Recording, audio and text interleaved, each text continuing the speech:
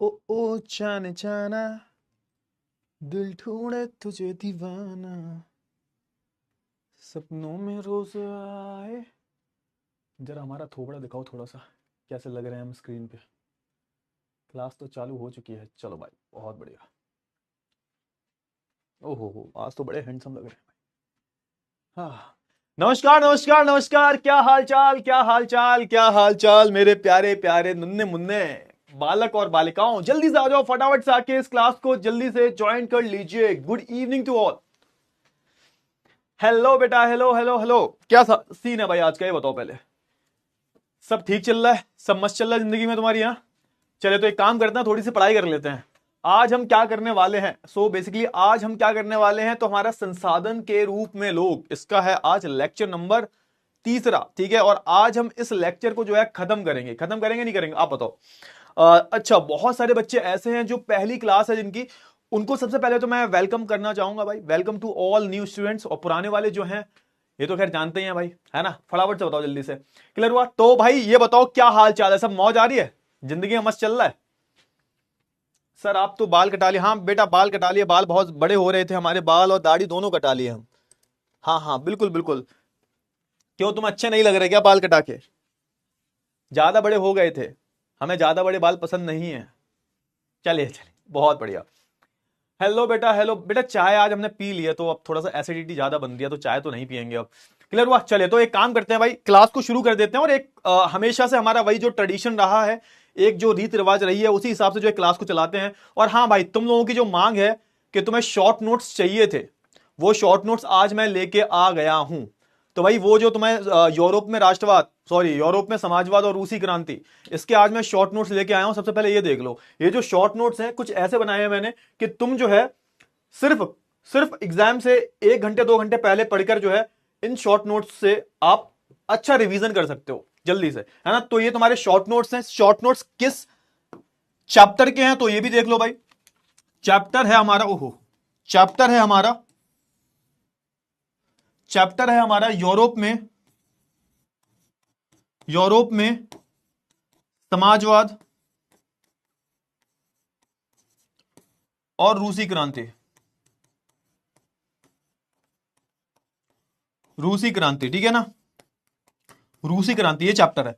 Clear हुआ? हाँ, तो इसका जो है आपको शॉर्ट नोट्स जो है मैं लेके आया हूं। और ये ऐसे शॉर्ट नोट्स हैं जो तुम कभी भी इन शॉर्ट नोट से पढ़ सकते हो, ठीक है ना। तो देखो फटाफट से, ये यहां से शुरू होते हैं हमारे। और ये सारे जो शॉर्ट नोट्स हैं महज, है ना, एक एक स्लाइड्स के शॉर्ट नोट्स हैं सारे के सारे।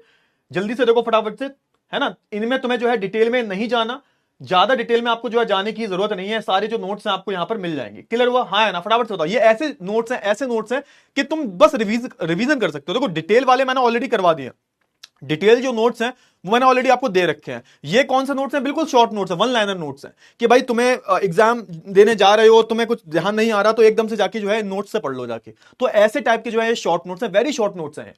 क्लियर हुआ ना? हाँ ना। फटाफट से बताओ। हाँ, तो ये जो नोट्स हैं आपको जो है मैंने दे दिए हैं, और इसी पीडीएफ में जो आपको पीडीएफ मिलेगी इस चैप्टर की, तो इसी में आपको जो है ये लगे हुए मिल जाएंगे, ठीक है। आपको जो भी आपको जो है बिल्कुल भी टेंशन लेने की जरूरत नहीं है। क्लियर हुआ? हाँ है ना। फटाफट से बताओ जल्दी। तो एक काम करते हैं भाई, एक काम करते हैं, फटाफट से एक पोल कर लेते हैं। अब पोल में तुम्हें बताना है कि अब तक जो मैंने इस चैप्टर में पढ़ाया है, सर किस चैप्टर की बात कर रहा हूं मैं?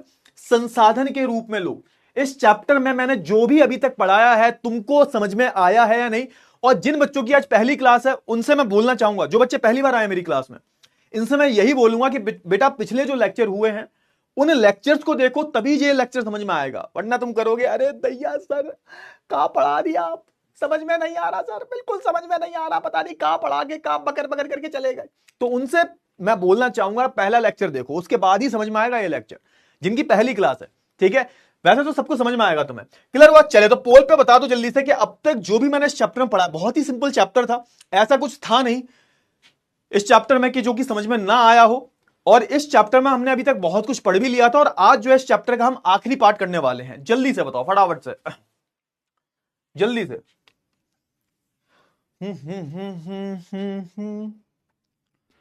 फटाफट से।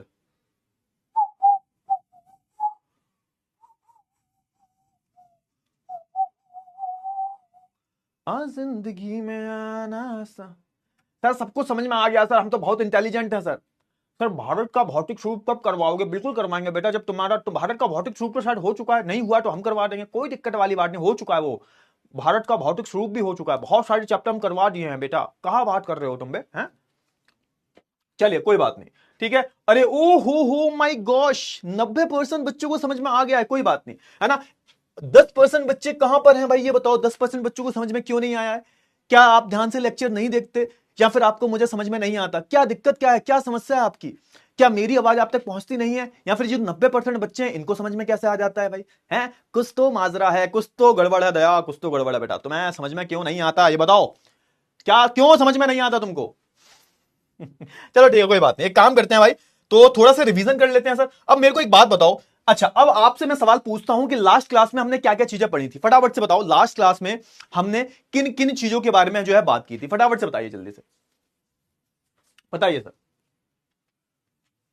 बताओ बताओ, लास्ट क्लास में हमने किसके बारे में बात की थी?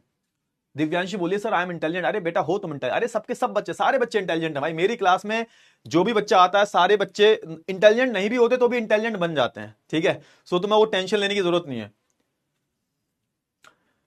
हाँ अब देखो, बातें बातें मत करो यार, बातें बातें मत करो। हेलो बेटा हेलो, चलो ठीक है ठीक है। और देखो ज्यादा ना चिट चैट नहीं करनी है, तुम्हें पढ़ाई पे ध्यान देना है। ये बताओ कि लास्ट क्लास में हमने क्या पढ़ा था, फटाफट से बताओ जल्दी से,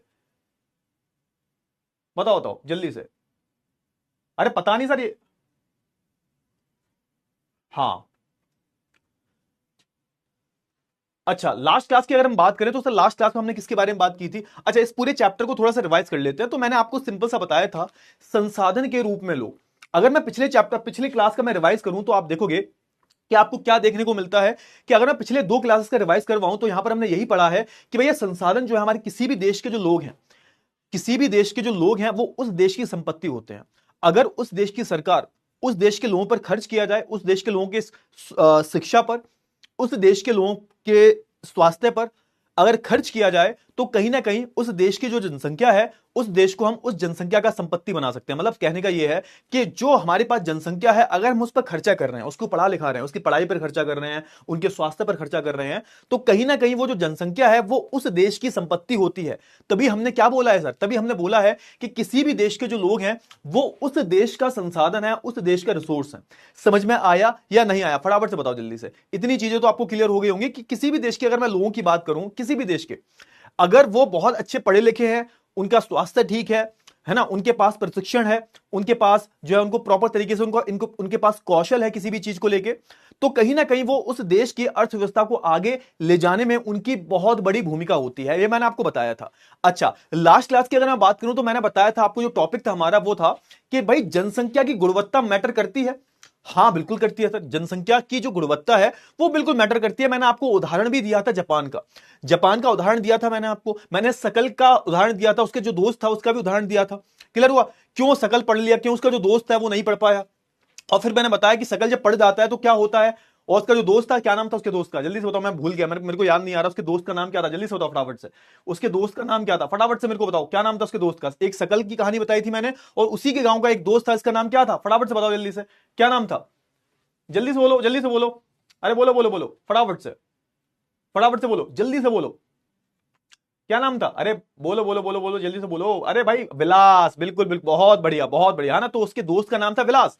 तो सकल और विलास की हमने दोनों की स्टोरी देखी, किस तरीके से सकल जो था वो आगे बढ़ जाता है, विलास जो होता है वो अपने कुछ परिवार की परिस्थितियों में फंस के रह जाता है, उसके पिताजी बचपन में मर जाते हैं, उसके बाद जो है उसके घर को संभालने के लिए कोई नहीं होता, और मजबूरी में आके वो भी क्या करता है, मछलियों को बेचता है। दूसरी तरफ उसका भाई जो होता है सकल, वो एक अच्छा, है ना, कंप्यूटर में सॉफ्टवेयर करके कंप्यूटर इंजीनियर बन जाता है और उसका प्रमोशन भी हो जाता है। तो ये सारी चीजें हुई, और मैंने आपको ये भी बोला था कि भैया ये जो गरीबी है इसके चक्र को तोड़ने के लिए किसी ना किसी एक इंसान का आपके फैमिली में सफल होना बहुत ज्यादा जरूरी होता है, कि जो चक्र चल रहा है एक तरीके से, है ना, कि तुम भी अनपढ़ थे, तुम्हारे पिताजी भी अनपढ़ हैं, और तुम्हारे पिताजी का जो है ना, उनके भी पिताजी थे वो भी अनपढ़ हैं, तो एक पूरा चक्र चल रहा है। इस चक्र को तोड़ने के लिए किसी एक इंसान को जो है क्या करना पड़ेगा, मेहनत तो करनी ही करनी पड़ेगी। फिर मैंने आपको बताया था जनसंख्या की गुणवत्ता के बारे में, कि भाई जनसंख्या की गुणवत्ता बहुत मायने रखती है।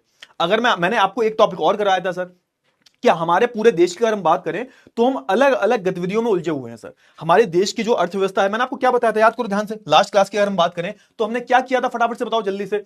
हमने जो अलग अलग गतिविधियां हैं, है ना, अगर हम आर्थिक गतिविधियों के बारे में बात करें सर, अगर हम आर्थिक गतिविधियों के बारे में बात करें, आर्थिक गतिविधियों के बारे में बात करें, तो इसको हमने कितने भाग में बांटा था सर? 3 भाग में बांटा था सर हमने इसको, जो है हमने 3 भाग में बांटा था। एक तो थी हमारी प्राथमिक गतिविधि, प्राथमिक गतिविधि, ठीक है सर। एक क्या थी सर हमारी? हमारी थी द्वितीयक गतिविधि, द्वितीयक गतिविधि, और तीसरी थी हमारी तृतीयक गतिविधि, तृतीयक गतिविधि, ठीक है ना। तो ये 3 हमारी गतिविधियां हैं, समझ रहे हो मैं बोल क्या रहा हूं? प्राथमिक गतिविधि, द्वितीयक गतिविधि और तृतीयक गतिविधि। इन तीनों गतिविधियों की अगर हम बात करें तो हमारा पूरा देश, हम अगर मैं पूरे देश की बात करूं सर, हम अगर पूरे देश की बात करें, पूरा देश जो है, पूरा देश जो है, सॉरी सॉरी, हमारा हमारा पूरा देश जो है वो इन तीनों गतिविधियों में लगा हुआ है।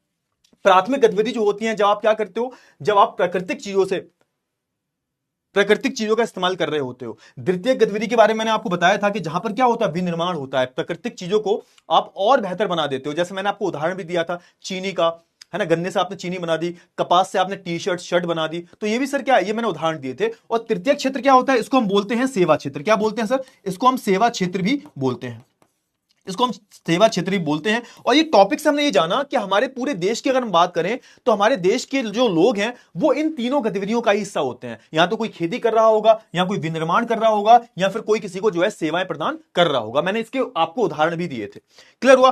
फिर मैंने आपको ये बताया था हमारे देश की अगर हम बात करें तो एक तरफ स्त्रियां हैं, एक तरफ महिलाएं हैं, और एक तरफ पुरुष हैं। अगर मैं स्त्री महिलाओं की बात करूं और अगर मैं पुरुषों की बात करूं तो इन दोनों के काम में बहुत बड़ा डिफरेंस देखा जाता है। एक तो हमारा जो समाज है उसमें एक अलग अलग धारणाएं बना रखी हैं कि भैया इन्होंने क्या कर रखा है, इन्होंने महिलाओं के और पुरुषों के कामों को पहले से ही यहां पर आप बोल सकते हो परिभाषित कर रखा है कि महिलाएं ये करेंगी, महिलाएं घर का काम संभालेंगी, पुरुष जो होंगे वो बाहर का काम संभालेंगे। अब ये जो धारणाएं बन गई हैं इससे कहीं ना कहीं महिलाओं को बहुत नुकसान हुआ है। आप देखोगे कि जो भी थोड़े से मजदूरी वाले काम होते हैं या फिर एक ऐसे काम होते हैं जिनमें किसी भी इंसान को पढ़ा लिखा होना जरूरी नहीं होता, उसमें क्या होता है, उसमें महिलाएं जो होती हैं बेचारी, इनको एक तो पढ़ाया नहीं जाता, बचपन से इनकी शिक्षा जो है छुड़वा दी जाती है, उसके बाद मजबूरी में आके इनको छोटे मोटे काम करने पड़ते हैं। और उन छोटे मोटे कामों में इन महिलाओं को बहुत कम पैसे दिए जाते हैं। अगर मैं पुरुषों की तुलना की बात करूं तो पुरुषों की तुलना में इन महिलाओं को बहुत कम पैसे मिलते हैं। ये मैंने आपको बताया था, जल्दी से बताओ फटाफट से। अच्छा, मैंने फिर आपको यह भी बताया था कुछ महिलाएं जिनके परिवार वाले उनको पढ़ा लिखा देते हैं, वो स्वतंत्र हो जाती हैं, इंडिपेंडेंट हो जाती हैं, और उसके बाद वो अच्छी नौकरियां करती हैं, अच्छी अच्छी सिविल सेवाओं में चली जाती हैं, या फिर बड़ी बड़ी कंपनियों में चली जाती हैं, इंजीनियर बन जाती हैं, डॉक्टर बन जाती हैं, तो वो अच्छा कमाती हैं। तो मैंने ये सब बताया था। फिर मैंने आपको लास्ट टॉपिक पढ़ाया था जनसंख्या की गुणवत्ता। अब जनसंख्या की गुणवत्ता की अगर हम बात करें तो यहां पर सिंपल सा बोला गया है जनसंख्या की गुणवत्ता कैसे अच्छी होगी। तो अगर हम जनसंख्या की शिक्षा पर ध्यान देंगे, हमारी जो जनसंख्या है वो कितनी पढ़ी लिखी है उस पर ध्यान देंगे, जनसंख्या का स्वास्थ्य कैसा है। और सोच के देखो, किसी का स्वास्थ्य ठीक नहीं है तो वो कैसा इंसान खुश हो सकता है, वो इंसान जो है कुछ लाइफ में कैसे कर सकता है जिसका स्वास्थ्य ही ठीक नहीं है। उसके बाद फिर हम बात करेंगे भारत में बेरोजगारी कैसी है। तो आज हम 3 चीजों के बारे में बात करेंगे। हमारा जो टॉपिक था कि हमारी जो जनसंख्या की गुणवत्ता है वो कैसी होनी चाहिए, भाई किन किन चीजों पर हमें ध्यान देना पड़ेगा, तो आज हम उसके बारे में बात करेंगे। यानी कि आप देखोगे आज हम इन 3 टॉपिक्स के बारे में बात करेंगे। सर कौन से 3 टॉपिक्स हैं? एक तो हम शिक्षा के बारे में बात करेंगे, दूसरा हम स्वास्थ्य के बारे में बात करेंगे, और तीसरा हम बेरोजगारी के बारे में बात करेंगे। क्यों? क्योंकि कहीं ना कहीं आप देखोगे कोई भी देश अगर आपको बहुत ज्यादा विकसित दिखाई दे रहा है, बहुत ज्यादा विकसित है, या फिर आप बोल सकते हो उसमें विकास बहुत ज्यादा हो रहा है, तो वहां पर आप देखना वहां पे 3 चीजें आपको सिमिलर मिलेंगी। देखो, है ना, एक तो वहां के लोग पढ़े लिखे होंगे, शिक्षित होंगे, एक तो वहां पर जो लोग हैं उनका स्वास्थ्य बहुत अच्छा रहता है। जैसे मैं जापान की बात करूं, जापान में आप देखोगे शिक्षित लोग बहुत हैं, उनके जो लोग हैं उनका स्वास्थ्य भी अच्छा रहता है। जापान में जो औसतन आयु है वो बहुत ज्यादा है, 80 से ऊपर है। उसके बाद वहां पर आप देखोगे बेरोजगारी भी आपको थोड़ी सी कम दिखती है। बेरोजगारी क्या होती है? जब कोई कुछ काम नहीं करता। कि सर ये तो हमारी बात की जा रही है, हम भी तो बेरोजगार है। नहीं बेटा, आप बेरोजगार अभी नहीं हो, आप पढ़ाई कर रहे हो अभी। बेरोजगार कौन होता है, आज हम उसके बारे में बात करेंगे। क्लियर हुआ? हाँ ना, फटाफट से बताओ, जल्दी से बताओ, जल्दी से बताओ। तो इतनी चीजें जो है क्लियर हो गई हैं या नहीं हो गई हैं? फटाफट से बताओ जल्दी से, इतनी चीजें क्लियर हो गई हैं? हाँ है ना, है ना। तो आज का जो आपको देखो, आज आपका रिवीजन हो गया, फुल रिवीजन हो गया है आपका। और अब हम क्या करते हैं, हम जनसंख्या की गुणवत्ता जो है, इस टॉपिक को थोड़ा सा आगे बढ़ाते हैं कि किन किन चीजों की आवश्यकता होती है कि हम अपनी जनसंख्या की जो क्वालिटी है उसको बढ़िया कर पाए। ऐसा ना हो कि हमारी जो भैया जनसंख्या है वो हम पर बोझ बन जाए।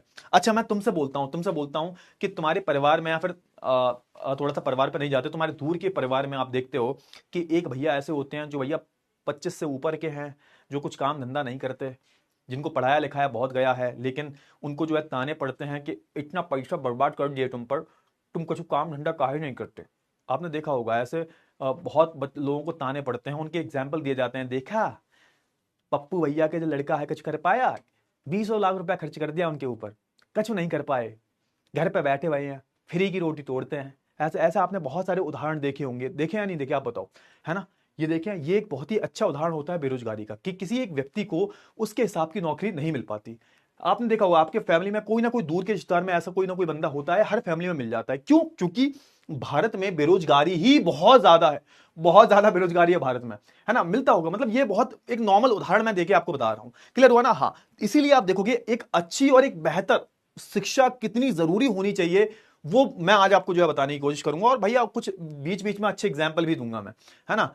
हाँ बिल्कुल ताने पड़ते हैं भाई, मेरे को ही कुछ साल पहले ताने पड़ते थे भाई।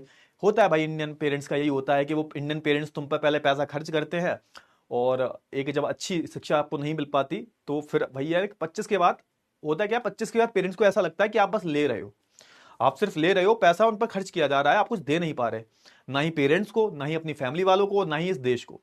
तो 25 के बाद ताने पड़ने लगते हैं। तो तुम्हें भी पढ़ेंगे, तुम जब 25 क्रॉस करोगे ना, 25 तक तो ठीक है, 25 से पहले पहले बहुत सारे बच्चे हो सकते हैं यहाँ पे भैया कुछ बढ़िया बन जाए, इंजीनियर बन जाए, डॉक्टर बन जाए, आईएएस वाईएएस बन जाए।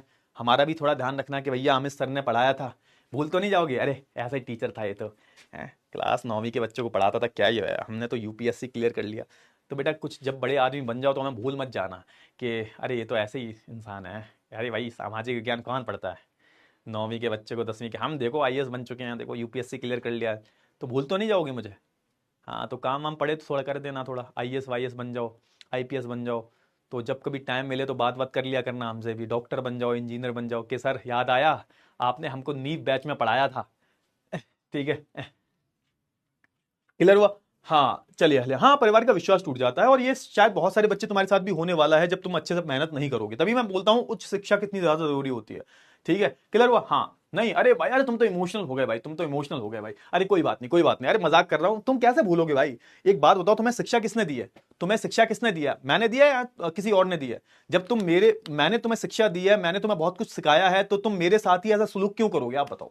अरे मजाक कर रहा हूं मैं भाई, मजाक भी नहीं कर सकता, बड़ा हो भाई होने के नाते भाई, मजाक तो करता रहूंगा भाई। देखो सब्जेक्ट ही कुछ ऐसा है, चैप्टर भी कुछ ऐसा है, बोरिंग सा है, तो उसको मजेदार बनाने के लिए कुछ ना कुछ तो होना चाहिए ना भाई, तुम बताओ, है ना, होना चाहिए ना। क्लियर हुआ, चलिए बहुत बढ़िया। अब एक काम करते हैं भाई, जनसंख्या की गुणवत्ता को हमने, लास्ट टॉपिक ये था हमारा, है ना। और जनसंख्या की गुणवत्ता में मैंने आपको सिर्फ यही बताया था, ये टॉपिक हमने पढ़ लिया था लास्ट क्लास में, ये जो टॉपिक आपको दिख रहा है ये मैंने आपको पढ़ा दिया था, और मैंने आपको यही बताया था कि जनसंख्या की गुणवत्ता को अगर आपको अच्छा करना है तो उसके स्वास्थ्य पर ध्यान देना पड़ेगा, है ना, साक्षरता पर ध्यान देना पड़ेगा, और उनके कौशल का निर्माण करना पड़ेगा, और आप देखोगे उनके स्वास्थ्य पर भी ध्यान देना पड़ेगा, ताकि उनकी जो जीवन प्रत्याशा है, मतलब जो जी रहे हैं जिंदगी जी जो रहे हैं, वो औसतन आयु जो है उनकी बढ़ जाए। मैंने आपको यह भी बोला था, याद करो, साक्षरता में और शिक्षा में बहुत बड़ा डिफरेंस होता है। साक्षर का मतलब क्या होता है, जैसे हम किसी को बोलते हैं ना निरक्षर व्यक्ति है ये, निरक्षर का मतलब क्या होता है, जो अनपढ़ है, जिसको ना पढ़ना आता है लिखना आता है। साक्षरता का मतलब क्या होता है कि एक ऐसा व्यक्ति जिसको पढ़ना भी आता है और लिखना भी आता है, इसको हम बोलते हैं साक्षरता। लेकिन शिक्षित क्या होता है, शिक्षित व्यक्ति का मतलब क्या होता है? शिक्षित और साक्षरता में एक डिफरेंस ये होता है कि देखो शिक्षित व्यक्ति जो होता है ना, उसके पास कौशल होता है, उसके पास एक अच्छी शिक्षा होती है, और उस शिक्षा के बलबूते पर वो लाइफ में बहुत अच्छा कुछ कर रहा है, उसको हम शिक्षित व्यक्ति बोलते हैं। जिसके पास ऐसा नहीं है कि मतलब मैंने साक्षर व्यक्ति बोल दिया तो ऐसे ऐसे व्यक्ति मैं आपको दिखा दूंगा जो 10वीं फेल है, लेकिन उनको पढ़ना भी आता है लिखना भी आता है, लेकिन वो शिक्षित नहीं है। शिक्षित, जो शिक्षा की डेफिनेशन है ये बहुत बड़ी है, शिक्षा की परिभाषा जो है ये बहुत बड़ी परिभाषा है, समझ में आया। साक्षरता का सिर्फ इतना मतलब होता है कि किसी व्यक्ति को पढ़ना लिखना आता है, उसको हम साक्षर बोल देते हैं, उसको इंग्लिश में हम बोलते हैं लिटरेट। समझ में आया या नहीं आया? तो मैंने आपको यही बताया था कि ये 3-4 चीजें बहुत जरूरी होती हैं जब भी हम किसी, है ना, हम किसी भी देश की जनसंख्या की गुणवत्ता की बात कर रहे होते हैं। मैंने आपको ऑलरेडी बता दिया था, समझ में आया? हाँ ना, इतनी चीजें क्लियर हुई, इतनी चीजें क्लियर हुई, फटाफट से बताओ। अच्छा, अब थोड़ा सा यहां से थोड़ा सा आगे पढ़ लेते हैं और सारे बच्चे मेरे को थम्स अप दे दो। और तुम्हें क्या करना, तुम कुछ नहीं करना भाई, तुम्हें बस ध्यान से अपने कानों को खुला रखना है और अपनी आंखों को फाड़ के खुला रखना है, ठीक है, कि कुछ चीज मिस ना हो जाए। और जो तुम्हारी उंगलियां चलती रहती है ना, वो चैट बॉक्स में ये उंगलियां चलनी बंद हो जाए तुम्हारी, क्योंकि तुम बहुत ज्यादा उंगली में जब चटाते हो तो जो मैं बोल रहा होता हूं तो शायद तुम्हारे दिमाग के अंदर घुसता नहीं है, तो तुम्हारे जो भेजा है ना इसमें। तो प्लीज अपना जो फोन है ऐसे रख दो, ईयरफोन है तो ईयरफोन लगा लो, नहीं है तो एकांत जगह पर जाके बैठ जाओ और ध्यान से मुझे सुनो। एक एक चीज जो आपको बेटा समझ में आएगी, है ना। और चीजों को समझने में थोड़ा टाइम लगता है, थोड़ा टाइम दो अपने आप को भी, मुझे भी भाई थोड़ा सा, है ना। क्लियर हुआ? हाँ है ना, फटाफट से बताओ जल्दी से। इतनी चीजें क्लियर हुई? इतनी चीजें क्लियर हुई आपको, है ना? क्लियर हुआ ना? चलो बहुत बढ़िया। अब एक यहां से पढ़ना शुरू करते हैं। हम सबसे पहले एक पहला टॉपिक के बारे में बात करते हैं। जनसंख्या की गुणवत्ता का ही एक पहला टॉपिक है जो हमने पिछली क्लास में नहीं कर पाया था, इस क्लास में करते हैं। और इस टॉपिक का नाम है शिक्षा। शिक्षा सर, अब शिक्षा जो होती है भाई, आप देखोगे कि मैंने पहले ही लेक्चर से आपको बोला है शिक्षा और स्वास्थ्य के बारे में। शिक्षा बहुत ज्यादा जरूरी है। किसी भी देश को आगे बढ़ाने के लिए शिक्षा का बहुत बड़ा योगदान है। और शिक्षा का मतलब यह नहीं होता बेटा, याद रखो, शिक्षा का मतलब यह नहीं होता कि तुम अलग अलग डिग्रियां लिए जा रहे हो कि सर जी हमने 12वीं के बाद एमए बीए करी, एमए करी, पता नहीं क्या कर लिया, बीटेक एमटेक सब कर लिया था तो हम तो शिक्षित हैं। नहीं, शिक्षित व्यक्ति का मतलब ये नहीं होता। शिक्षित व्यक्ति वो होता है जब तक वो सवाल, शिक्षित व्यक्ति क्या है, मान के चलो मैंने तुम्हें कुछ बोला, मैंने तुम्हें कुछ ज्ञान दिया और तुम उधर से कोई भी क्वेश्चन रेज नहीं कर रहे हो, तुम कोई भी प्रश्न मुझसे नहीं पूछ रहे हो, तो इसका मतलब तुम शिक्षित हो ही नहीं भाई। शिक्षा में बहुत सारी चीजें आती हैं। अब मान के चलो तुम पढ़े लिखे बहुत हो, लेकिन तुम्हें सामने वाले की इज्जत करनी नहीं आती, उसकी इंसल्ट करते हो तुम, सामने वाले की खींचते हो तुम, बड़ों का आदर नहीं करते तुम, तो किस बात की शिक्षा है? घर वाले भी तो कभी कभी बोलते हैं ना तुमसे कि पढ़ाई लिखाई तो सब बेकार है, क्या शिक्षित हो तुम, क्या पढ़े लिखे हो? गांव में तुम जाते हो, गांव में तो ऐसे ताने पड़ते हैं, बहुत आम बात है गांव में ताने पड़ना, कि तुम अगर शहर में पढ़ रहे हो, गांव के हो तुम, और गांव में जब जाते हो तो किसी के पैर नहीं छूते, तो सबसे पहले ताना तुम्हें यही पड़ता है कि अरे वो राजू का जो अपना जो राजू है ना, इनका जो लौंडा है, शऊर नहीं है इसको, बिल्कुल भी, बिल्कुल 1% का शऊर नहीं है। देखो हम जब बैठे थे द्वार पे तो ऐसे होके निकल गया, इसने पैर नहीं छुए हमारे। तो गांव के लोग बड़ा मान जाते हैं, ये कछु पढ़े लिखे नहीं है ये ससुर, है ना, ऐसा ऐसा बोलते हैं गांव के लोग, ऐसे तो बोलते हैं। मेरे को बहुत ताने पड़े भाई, मेरे को तो बहुत पिटाई भी लगी अपने पापा से। तो शिक्षा में बहुत सारी चीजें आ जाती हैं। शिक्षा का सिंपल सा मतलब ये होता है, उद्देश्य ये होता है कि आप इस समाज को बहुत अच्छे से समझ सको।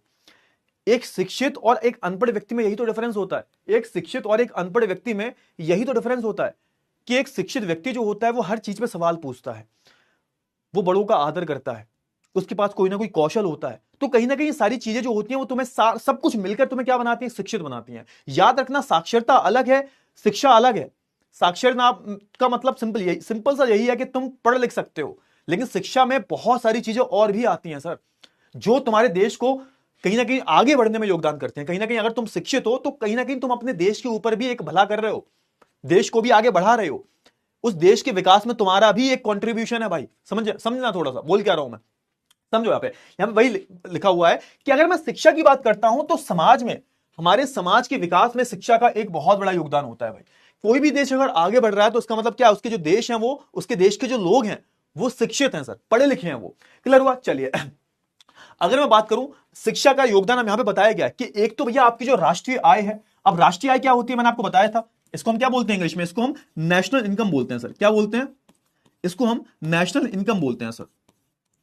अच्छा, राष्ट्रीय आय क्या होती है? नेशनल इनकम, कि भैया हमारे देश में जो भी गतिविधियां चल रही हैं, जो भी उत्पादन चल रहा है, उसकी जो टोटल वैल्यू आती है, उसकी जो टोटल वैल्यू आ रही है वो हमारे नेशनल इनकम में काउंट हो जाती है, हमारी राष्ट्रीय आय में जो है वो काउंट होती है।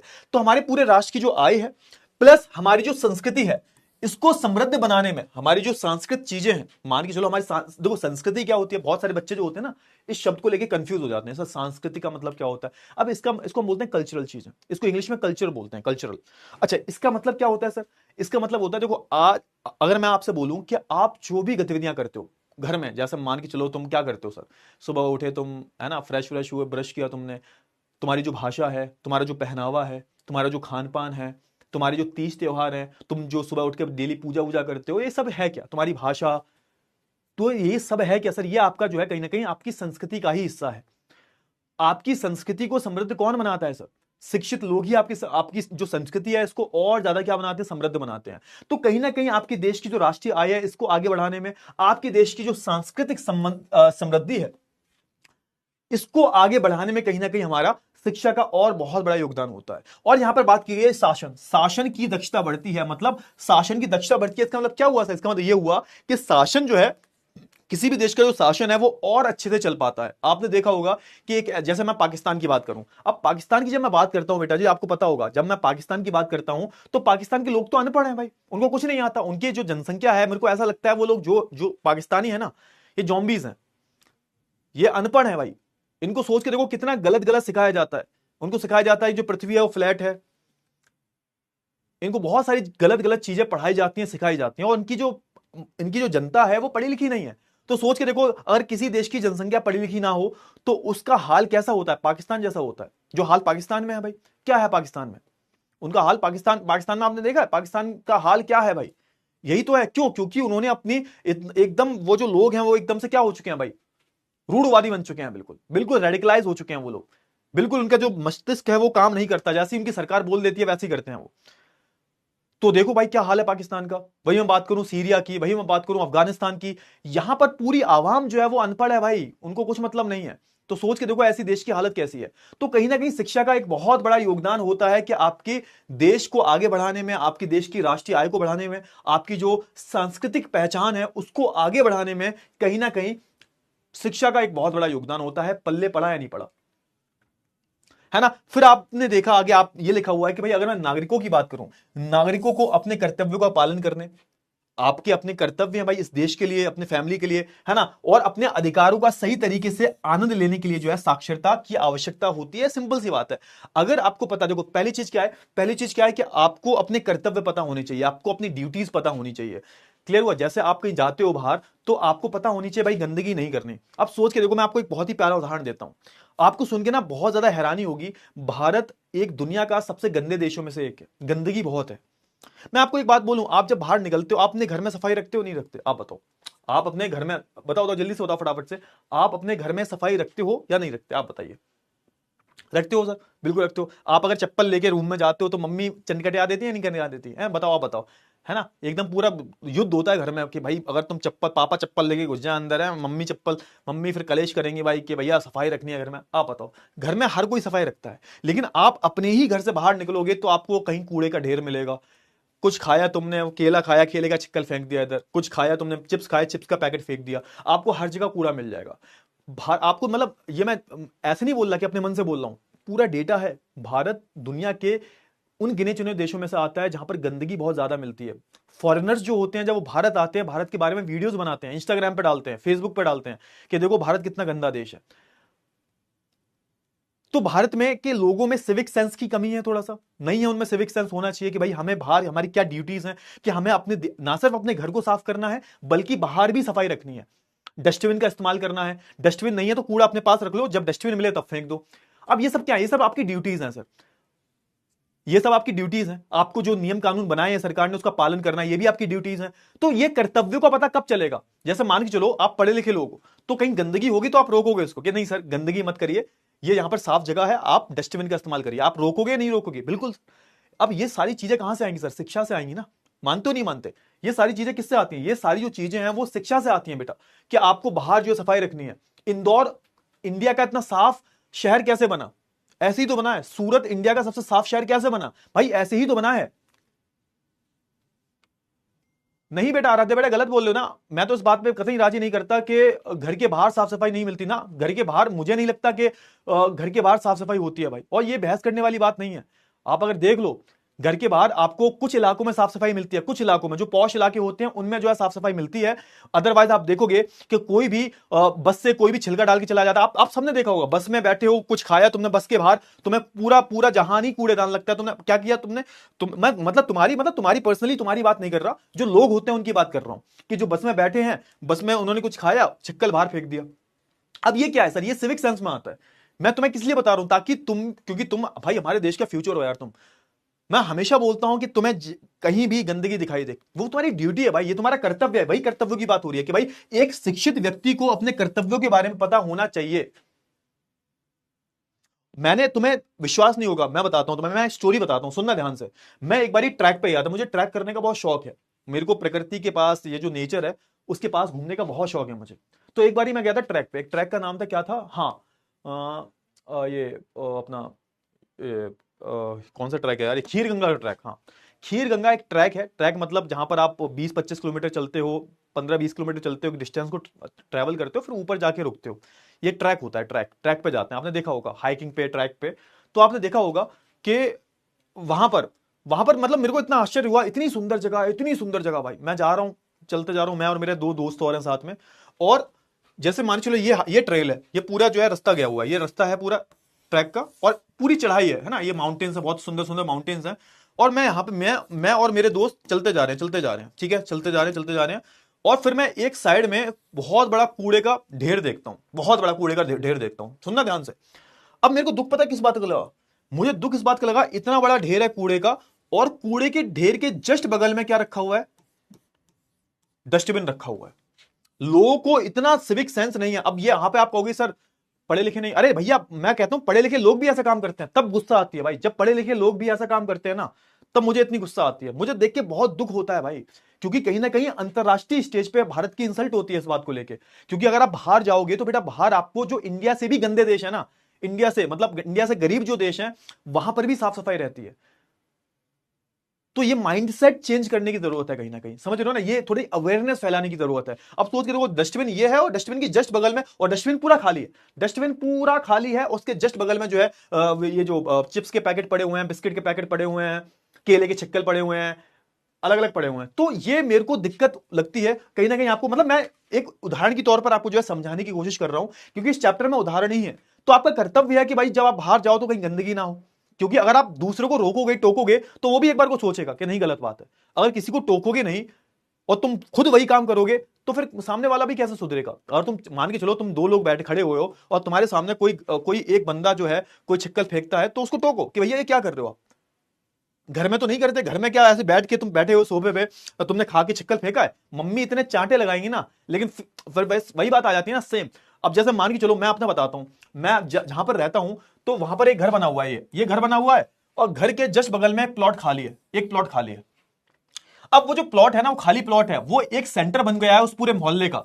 उस पूरे मोहल्ले का सेंटर बन गया है कि सारे मोहल्ले के जो लोग हैं अपना कचरा लेके इस खाली प्लॉट में डालेंगे। आपने भी देखा होगा, आपने भी, बहुत बहुत नॉर्मल उदाहरण है, हर गली में ये आपको उदाहरण देखने को मिलता है। क्या होता है, वो जो खाली प्लॉट है जहां पर घर नहीं बना हुआ, बाकी की जगह घर बने हुए हैं, तो वो क्या एक डंपिंग साइट बन जाती है वो, तो कि सबके घर का कूड़ा जो है वो इस खाली प्लॉट में जाएगा। होता है नहीं होता? तो ये सारी चीजें जो हैं कहीं ना कहीं वो हमारा ड्यूटी, ये कर्तव्य का हिस्सा है भाई, कि हमें अपनी जगह को, अपने भारत देश को साफ सुथरा रखना है भाई। जो हमारे मोदी जी जो है, हमारे प्रधानमंत्री जी हैं, यहाँ पर इन्होंने भी तो चलाया था ना भाई, ये अपना जो है ये अपना स्वच्छ भारत, ये स्वच्छ भारत अभियान जो सरकार ने चलाया है, इससे कुछ होने वाला नहीं है। जब तक कि हम में सिविक सेंस नहीं आएगा, तब तक कुछ नहीं होने वाला। समझ में आया? हाँ, तो एग्जैक्टली ये क्या है तुम्हारी, ये तुम्हारी ड्यूटी है सर, ये तुम्हारा कर्तव्य है ना? तो अपने नागरिक जो हमारे देश के, उन्हें अपने कर्तव्यों का पालन करने। और दूसरी बात हो रही है कि हाँ, जो आपके अधिकार हैं, वो सही तरीका क्या होगा? अपने अधिकारों का सही आनंद कैसे लोगे? कि जब आपको उन अधिकारों के बारे में पता होगा। अब अधिकारों के बारे में क्या पता होगा? अब सोच के देखो, जो बंदा 5वीं फेल है, जो बंदा 10वीं फेल है, जो पढ़ा लिखा नहीं है, वो अपने अधिकारों के बारे में क्या जानता होगा? लेकिन तुम सब जानते हो भाई, तुम्हें पता है कि संविधान में अनुच्छेद 14 से लेकर 35 तक हमारे अधिकारों के बारे में लिखा हुआ है, हमारे मौलिक अधिकारों के बारे में लिखा हुआ है कि हमारे पास स्वतंत्रता का अधिकार है, हमारे पास समानता का अधिकार है, हमारे पास किसी भी धर्म की पूजा करने का, उसे अपनाने का अधिकार है। हमारे देश में किसी भी व्यक्ति को आप उसके जाति के बेसिस पे, उसके धर्म के बेसिस पे आप उसके साथ भेदभाव नहीं कर सकते, यह भी आपका अधिकार है। अगर हुआ तो सीधी जेल होगी तुम्हें। ये सारे अधिकार आपके मौलिक अधिकार है। अब सोच के देखो, एक जो व्यक्ति अनपढ़ है, उसको इस चीज के बारे में पता होगा? अब बताओ, उसको तो अपने अधिकारों के बारे में पता ही नहीं है। क्यों? क्योंकि वो शिक्षित है ही नहीं। समझ रहे हो? तो 2 चीजों के बारे में बात की जा रही है कि भाई अगर नागरिक पढ़ा लिखा है, शिक्षित है, तो उसको अपने कर्तव्यों के बारे में पता होगा और उसको अपने अधिकारों के बारे में भी पता होगा। तो इसलिए आप देखोगे कि सरकार भी कम नहीं है। सरकार ने क्या किया? सरकार ने सर्व शिक्षा अभियान चलाया भाई, सर्व शिक्षा अभियान। और सर्व शिक्षा अभियान की अगर हम बात करें, तो यहां पर आप देखोगे पढ़ाई को भी एक मौलिक अधिकार बनाएगा कि भाई 6 से, आप देखोगे ना, 6 से 14 वर्ष के जो व्यक्ति हैं, 6 से 14 साल तक के जो बच्चे हैं, इनकी शिक्षा को, 6 से 14 साल की आयु तक के जो बच्चे हैं, आप देखोगे ना, इतनी आयु के जो बच्चे हैं, इन बच्चों को जो है प्रारंभिक शिक्षा प्रदान की जाएगी। मतलब ये जो चीज है, ये आपका मौलिक अधिकार बना दिया। आप देखोगे कि जो शिक्षा का अधिकार है इसको मौलिक अधिकार बना दिया, क्योंकि सरकार को भी पता है कि भैया 6 से 14 साल तक के बच्चों को पढ़ना लिखना कितना ज्यादा जरूरी है। इसको सरकार ने मौलिक अधिकार बनाया। और आप देखोगे कि यहां पर लिखा हुआ है कि भैया अगर मैं बात करूं सर्व शिक्षा अभियान की, इसको सरकार ने क्या किया, 2010 में शुरू किया गया था। वैसे बहुत पहले ही इसका पूरा जो वो है, आप बोल सकते हो उसका जो बिल है वो पारित हो चुका था यहां पर अपने पार्लियामेंट में। लेकिन आप देखोगे 2010 में सरकार ने एक, आप बोल सकते हो सर्व शिक्षा एक अभियान चालू किया, इसका नाम था सर्व शिक्षा अभियान। और सरकार चाहती थी कि भैया देश में 6 वर्ष से लेके 14 वर्ष तक के जो बच्चे हैं, इन सभी बच्चों को जो है प्रारंभिक शिक्षा देना अनिवार्य कर दिया, मतलब पढ़ाना ही पढ़ाना पड़ेगा। तभी तो आप देखते हो ना आपके गांव में क्या होते हैं, आपके गांव में जो है आपके ग्रामों में प्राइमरी स्कूल्स होते हैं, और उन प्राइमरी स्कूल्स में बिल्कुल फ्री शिक्षा दी जाती है। जो गरीब लोग होते हैं उनको जो है फ्री शिक्षा दी जाती है। आप देखोगे उनको जो है यहाँ पे आप बोल सकते हो वहां पर जो है उनको वो प्रॉपर तरीके से खाना वाना भी दिया जाता है। खाना दिया जाता है नहीं दिया जाता, आप बताओ। अब जो प्राइमरी स्कूल्स होते हैं वहां पे खाना भी बनता है, और खाने में आप देखोगे बच्चों को अच्छा खाना खिलाया जाता है। अब ऐसा रियल में नहीं होता, रियल में तो कुछ और ही चलता है वहां पे, लेकिन ऐसा पूरा प्रोसेस सरकार ने बना दिया कि बच्चों को अगर खाना दिया जाएगा तो बच्चे जानबूझकर जो है स्कूल आएंगे, क्योंकि बच्चे भूखे होते हैं। तो जब स्कूल में आएंगे स्कूल में पढ़ेंगे भी, और पढ़ाई के बाद जो है उनको खाना मिलेगा। समझ में आया नहीं है? मिड डे मील जिसको हम बोलते हैं, हाँ मिड डे मील भी सरकार ने शुरू किया था। ये शुरू करने का पर्पज ही यही था कि भैया बच्चे भूखे होते हैं, गरीब घरों में बच्चे भूखे होते हैं, और जब वो भूखे होते हैं तो वो स्कूल तो आएंगे, क्यों आएंगे? खाने के लालच में। तो उनकी जो अनुपस्थिति है, उनकी जो उपस्थिति है स्कूलों में वो कम हो जाएगी। जब वो स्कूल जाएंगे तो पढ़ाई भी करेंगे। तो बहुत सारे स्कूल हैं, आप देखोगे उन्होंने बहुत अच्छा परफॉर्म करके दिखाया है, उनमें अच्छी पढ़ाई होती है, बच्चे भी आते हैं, खाना भी अच्छा मिलता है। और बहुत सारे स्कूल ऐसे भी हैं जहां पर ना ढंग का खाना मिलता है और ना ही ढंग की पढ़ाई होती है। तो ये सारी चीजें हैं। समझ में आया? हाँ ना, फटाफट से बताओ जल्दी से। अच्छा, यहां पर एक चीज का और ध्यान दिया गया, बालिका शिक्षा पर ध्यान दिया गया। क्योंकि आप देखोगे हमारे देश में थोड़ी सी महिलाओं की और ज्यादा जो है हालत खराब है। आपने देखा होगा सबसे ज्यादा जो ड्रॉप आउट्स होते हैं, ड्रॉप समझते हो ना, ड्रॉप ले लेते हैं, ड्रॉप का मतलब होता है पढ़ाई छोड़ देना, तो ये सबसे ज्यादा आपको बालिकाओं के ही मिलेंगे। आपने देखा होगा, अब तो खैर बहुत कम हो गया है, लेकिन अगर आप गांव में जाओगे तो आपने बहुत परिवारों में देखा होगा कि 8वीं के बाद 10वीं के बाद शिक्षा छुड़वा दी, कि काहे नहीं पढ़ा रहे? अरे तुम्हारा ब्याह भी तो करना है भाई, तुम्हारा ब्याह भी करना है, चौका बासन कौन करेगा? घर के चौका बासन कौन करेगा बे? हाँ, पढ़ाई करोगी। तो ये सारा जो माइंडसेट होता है, कितना गंदा माइंडसेट होता है, सोच के देखो। कि वो बेचारी वो बच्ची पढ़ रही थी, होशियार थी पढ़ने में, उसका सपना था कि वो डॉक्टर बनेगी, इंजीनियर बनेगी, आईएएस बनेगी, लेकिन तुमने उस सपने को छीन लिया 8वीं में ही उसकी शिक्षा को छुड़वाकर। अब सोच के देखो, जब उसकी शादी हो जाएगी, बच्चे हो जाएंगे, तो जब वो किसी डॉक्टर को देखेगी कितना बुरा लगेगा उसको, कि भाई मेरा भी सपना था, लेकिन अब वो कुछ कर भी ही नहीं सकती।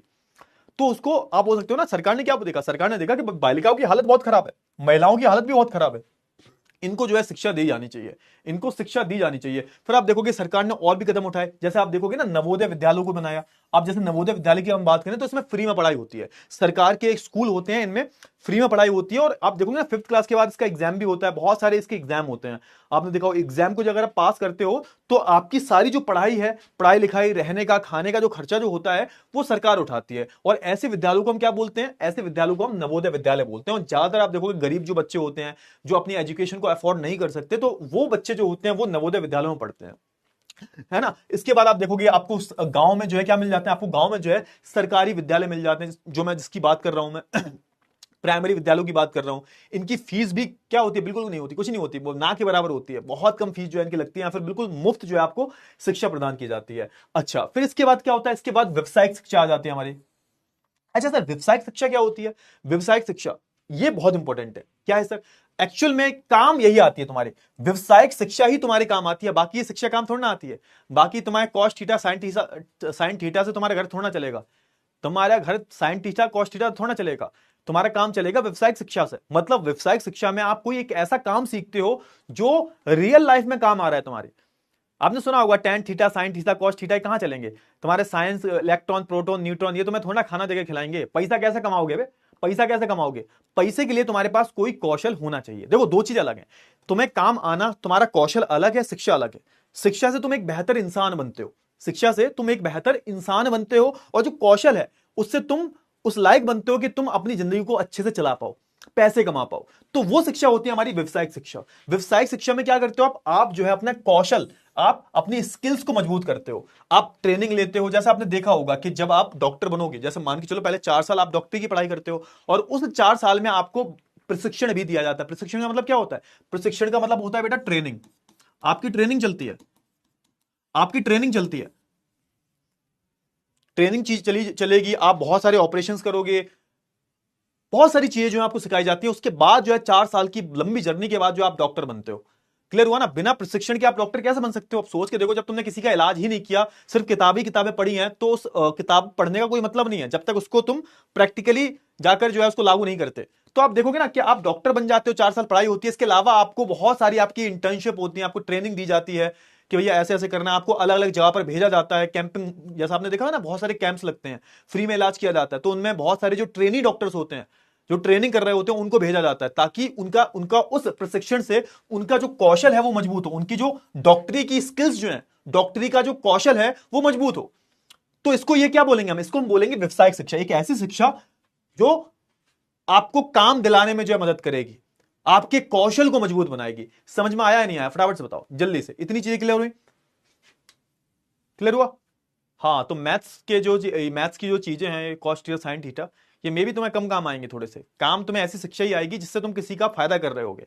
उसके लिए तुम्हें अपने कौशल को मजबूत बनाना पड़ेगा। तो हमारी भारतीय शिक्षा में यही तो बहुत कमी है, यही तो दिक्कत है हमारी भारतीय शिक्षा में, कि हमारी भारतीय शिक्षा जो है वो ये सब तो बता देती है, लेकिन हमारी भारतीय शिक्षा ये नहीं बताती कि आपको पैसे कैसे कमाने हैं। हमारी भारतीय शिक्षा आपकी स्किल्स पर ध्यान नहीं देती। तभी हमारी भारतीय शिक्षा का बहुत बड़ी ये कमी देखी जाती है कि भाई भारतीय शिक्षा जो है, ठीक है, तुम्हारे जो आधे से ज्यादा जो तुम्हारे पेरेंट्स होंगे वो यही सोच के बैठे होंगे कि तुम्हें अच्छी शिक्षा देंगे इसलिए पैसे आप ज्यादा कमाओगे, जबकि दोनों अलग अलग चीजें हैं। पैसा अलग है, शिक्षा अलग है। शिक्षा से तुम्हें एक बेहतर इंसान बनना है, और पैसे कमाने के लिए तुम्हें जो है कोई ना कोई कौशल सीखना पड़ेगा, कोई ना कोई तुम्हें जो है स्किल सीखनी पड़ेगी। समझ या नहीं समझे? फटाफट से बताओ जल्दी से। इतनी चीजें क्लियर हुई? चलिए, इसके अलावा हम बात करें। अच्छा, अब होता क्या, सरकार जो होती है वो शिक्षा पर पैसा खर्च करती है। ये कितना है सर? तो ये सिर्फ है ना, सरकारी व्यय मतलब पैसा खर्च करना, व्यय मतलब एक्सपेंसेस जो होते हैं।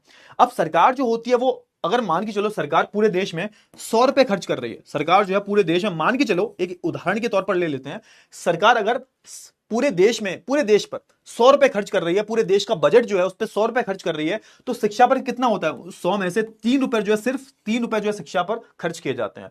जबकि अगर आप दूसरे देश देखोगे, चाइना की हम बात करें, यूएस की हम बात करें, जो बड़े बड़े हमारे जो देश हैं, जो कि डेवलप्ड देश हैं, विकसित देश जो है, वहां पर ये परसेंटेज जो होता है वो 6-7% होता है, ज्यादा खर्च होता है। यानी कि आप बोल सकते हो हमारे देश में शिक्षा पर खर्च कम किया जाता है। सरकारी खर्चा जो है, जिसको हम सरकारी व्यय बोलते हैं, वो सिर्फ कितना है सर? 3% ही है। ये सारी चीजें हैं।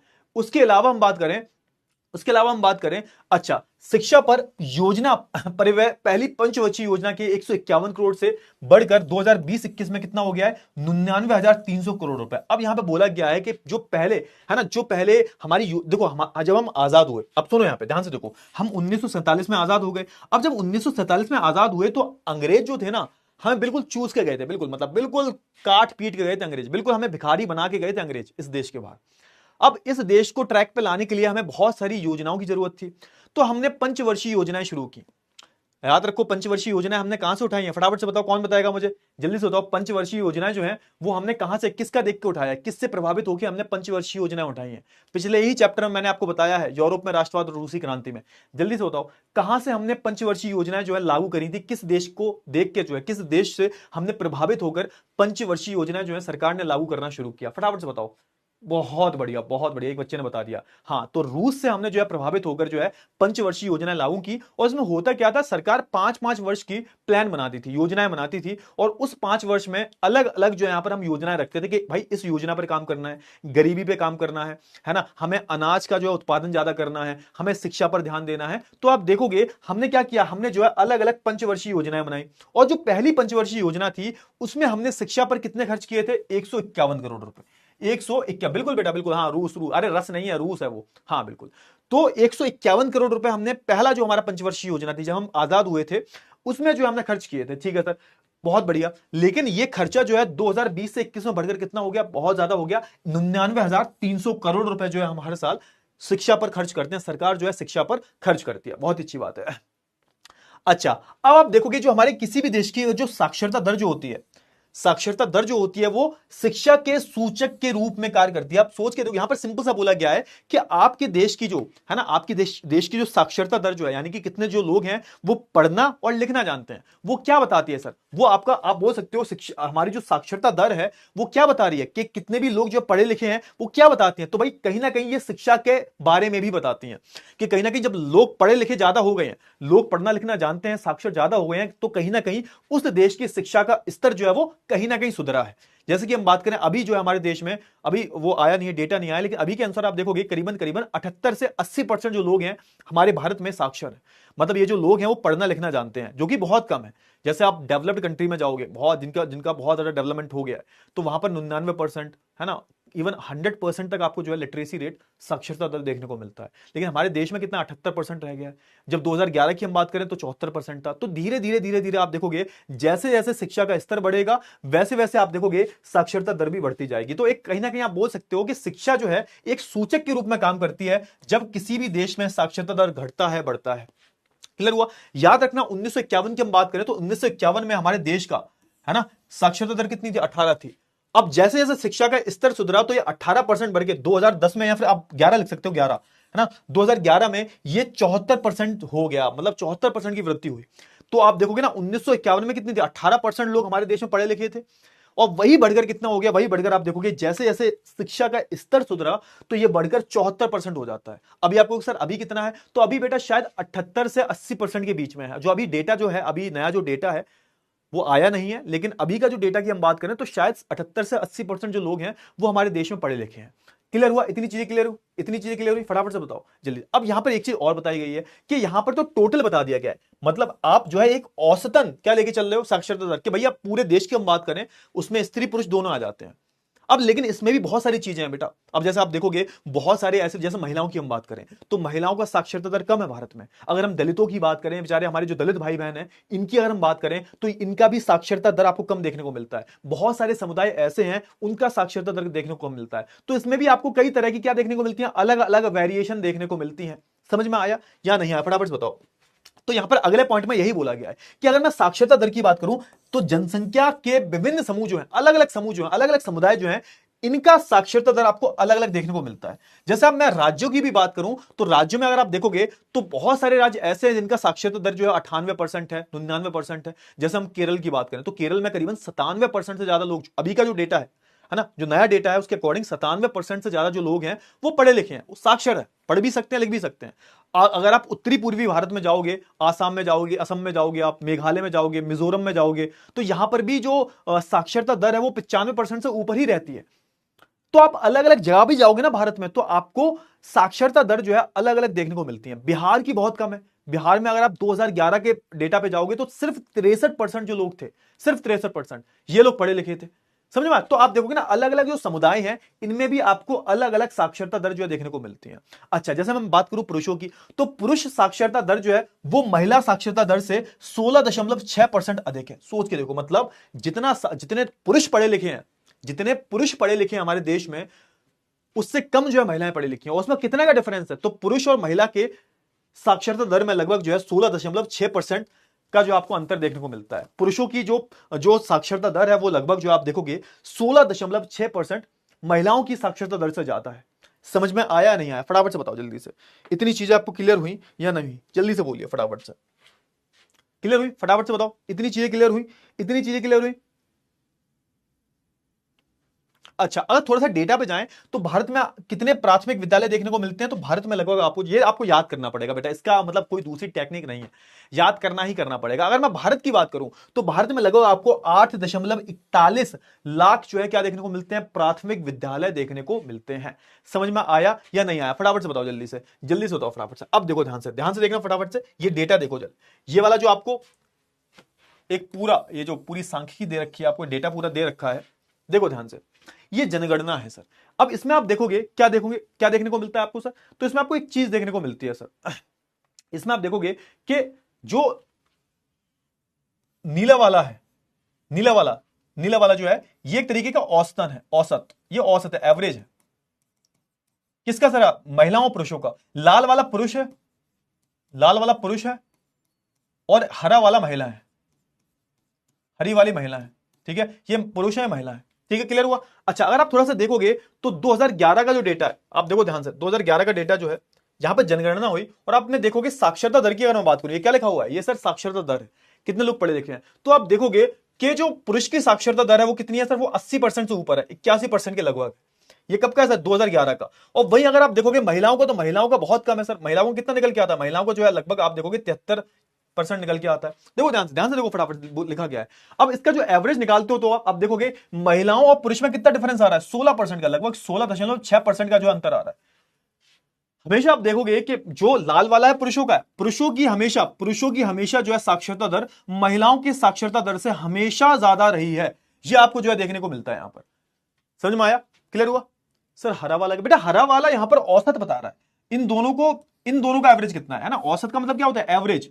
इन दोनों का, पुरुष और महिलाओं का एवरेज कितना है, वो ये हरा वाला बता रहा है। समझ में आया, हाँ ना, फटाफट से सॉरी, हरा वाला महिलाओं के बारे में बता रहा है, महिलाओं के बारे में, और लाल वाला पुरुषों के बारे में, हरा वाला महिलाओं के बारे में। तो देखो, सोच के देखो ध्यान से, है ना, ये देखो, ये महिलाओं का, देखो महिलाओं का ये है, ये महिलाएं हैं। थोड़ा सा ध्यान से देना, ध्यान दो फटाफट, ध्यान दो, तुमने मेरे को भी कंफ्यूज कर दिया, ध्यान से दो फटाफट से। हरी वाली महिलाएं हैं, जो हरी हैं ये महिलाएं हैं, ठीक है, क्लियर हुआ, ठीक है सर, ये हरी वाली महिलाएं हैं, ठीक है। आप देखोगे ये पिंक वाले कौन है, ये देखो ध्यान से, ये हमारे पुरुष हैं। अब ये पुरुष का देखो, पुरुष का कितना दे रखा, पुरुष की अगर हम बात करें तो 2011 का देखो, 2011 का ये पुरुष का है, ये लगभग 80% से ऊपर है। महिलाओं को कितना है, महिलाओं को आप देखोगे सिर्फ कितना निकल के आता है भाई, 66%। क्लियर हुआ, हाँ। तो ये डिफरेंस कितना आ रहा है, 16, लगभग 16 से ज्यादा परसेंट का डिफरेंस आ रहा है। एवरेज कितना निकल रहा है, एवरेज निकल रहा है 74%। ये देखो, ये जो नीला वाला है हमारा, ये हमारा औसतन है। औसतन कितना निकल रहा है, 74। लेकिन महिलाओं का देखोगे तो बहुत कम है सर, 66-64 देखने को मिलता है महिलाओं का, और पुरुषों का देखोगे तो 80 से ऊपर है। तो ये बहुत, ये क्या दिखलाता है, ये क्या दिखलाता है भाई, तो ये दिखलाता है कि हमारे देश में महिला और पुरुष के बीच में समानता नहीं है, महिलाओं की शिक्षा पर ध्यान नहीं दिया गया। ये दिखाता है भाई हमारे देश में ये आपको बहुत कमी देखने को मिलती है। लेकिन अब जो है धीरे धीरे सिचुएशन जो है धीरे धीरे सुधरती जा रही है। मैं बस इतना ही बोलना चाहूंगा। क्लियर हुआ, हाँ ना, फटाफट बताओ। हाँ बेटा, तो लाल वाला पुरुषों का है, हरा वाला महिलाओं का है, और जो नीला वाला दिख रहा है ये दोनों का औसत बता रहा है।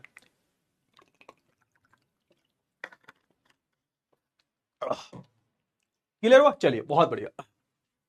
अब यहां पे वही लिखा हुआ है जो आपने देखा, वही लिखा हुआ है कि भैया महिलाओं की अगर बात करें तो जो पुरुषों की साक्षरता दर जो है वो करीबन जो है 16% ज्यादा है ना, 16% अधिक है। और यहां पे एक चीज और देखने को मिलती है कि जो हमारे ग्रामीण क्षेत्र है, ग्रामीण क्षेत्र की अगर हम कंपेयर करें और जो हमारे नगर के क्षेत्र है, यानी कि जो शहरी क्षेत्र है, जो हमारे ग्रामीण क्षेत्र है और जो हमारे नगरीय क्षेत्र है, इनमें आपको साफ साफ डिफरेंस पता लगेगा कि गांव में जो लोग हैं, गांव की अगर हम बात करें, जो हमारे गांव हैं, इनमें आपको साक्षरता दर कम मिलेगी। गांव में जो साक्षरता दर है वो आपको कम मिलेगी, और नगरों में, शहरों में आपको लोग ज्यादा पढ़े लिखे मिलेंगे। तो यहां पर वही बात की जा रही है कि ग्रामीण क्षेत्रों की अपेक्षा हमारे जो नगरीय क्षेत्र हैं, यानी कि जो हमारे शहर वाले क्षेत्र हैं, वहां पर जो साक्षरता दर जो होती है आप देखोगे लगभग, है ना, 14.2% जो जनसंख्या, जनसंख्या बोल रहा हूं मैं, साक्षरता दर जो है वो 14.2% जो है जाता है।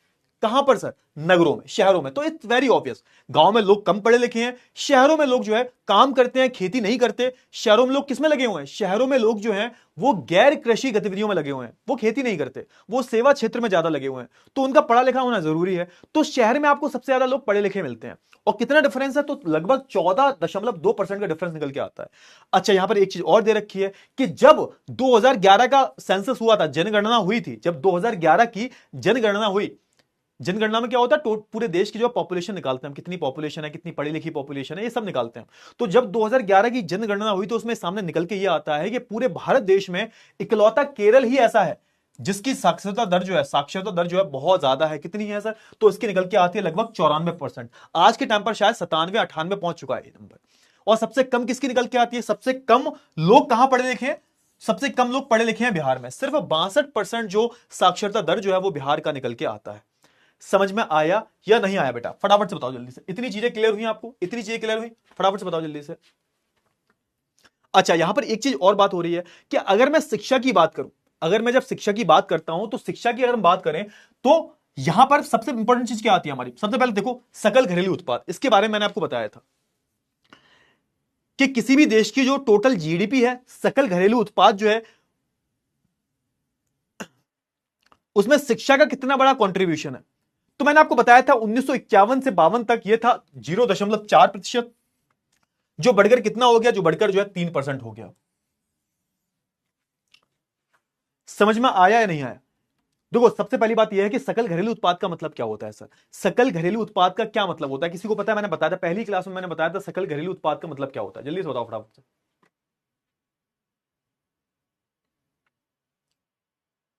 अरे बोलो, तुम्हारे कमेंट्स ही पढ़ रहा हूं मैं।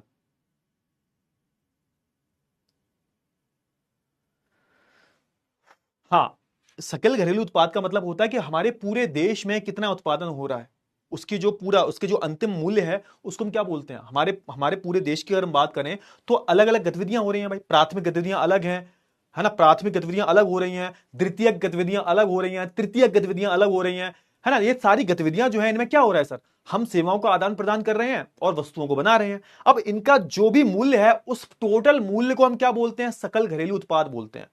तो आपने देखा होगा हमारे भारत देश की जीडीपी जो है, आपने सुना होगा बहुत बारी कि दुनिया की सबसे फास्टेस्ट ग्रोइंग जीडीपी है हमारे भारत देश की।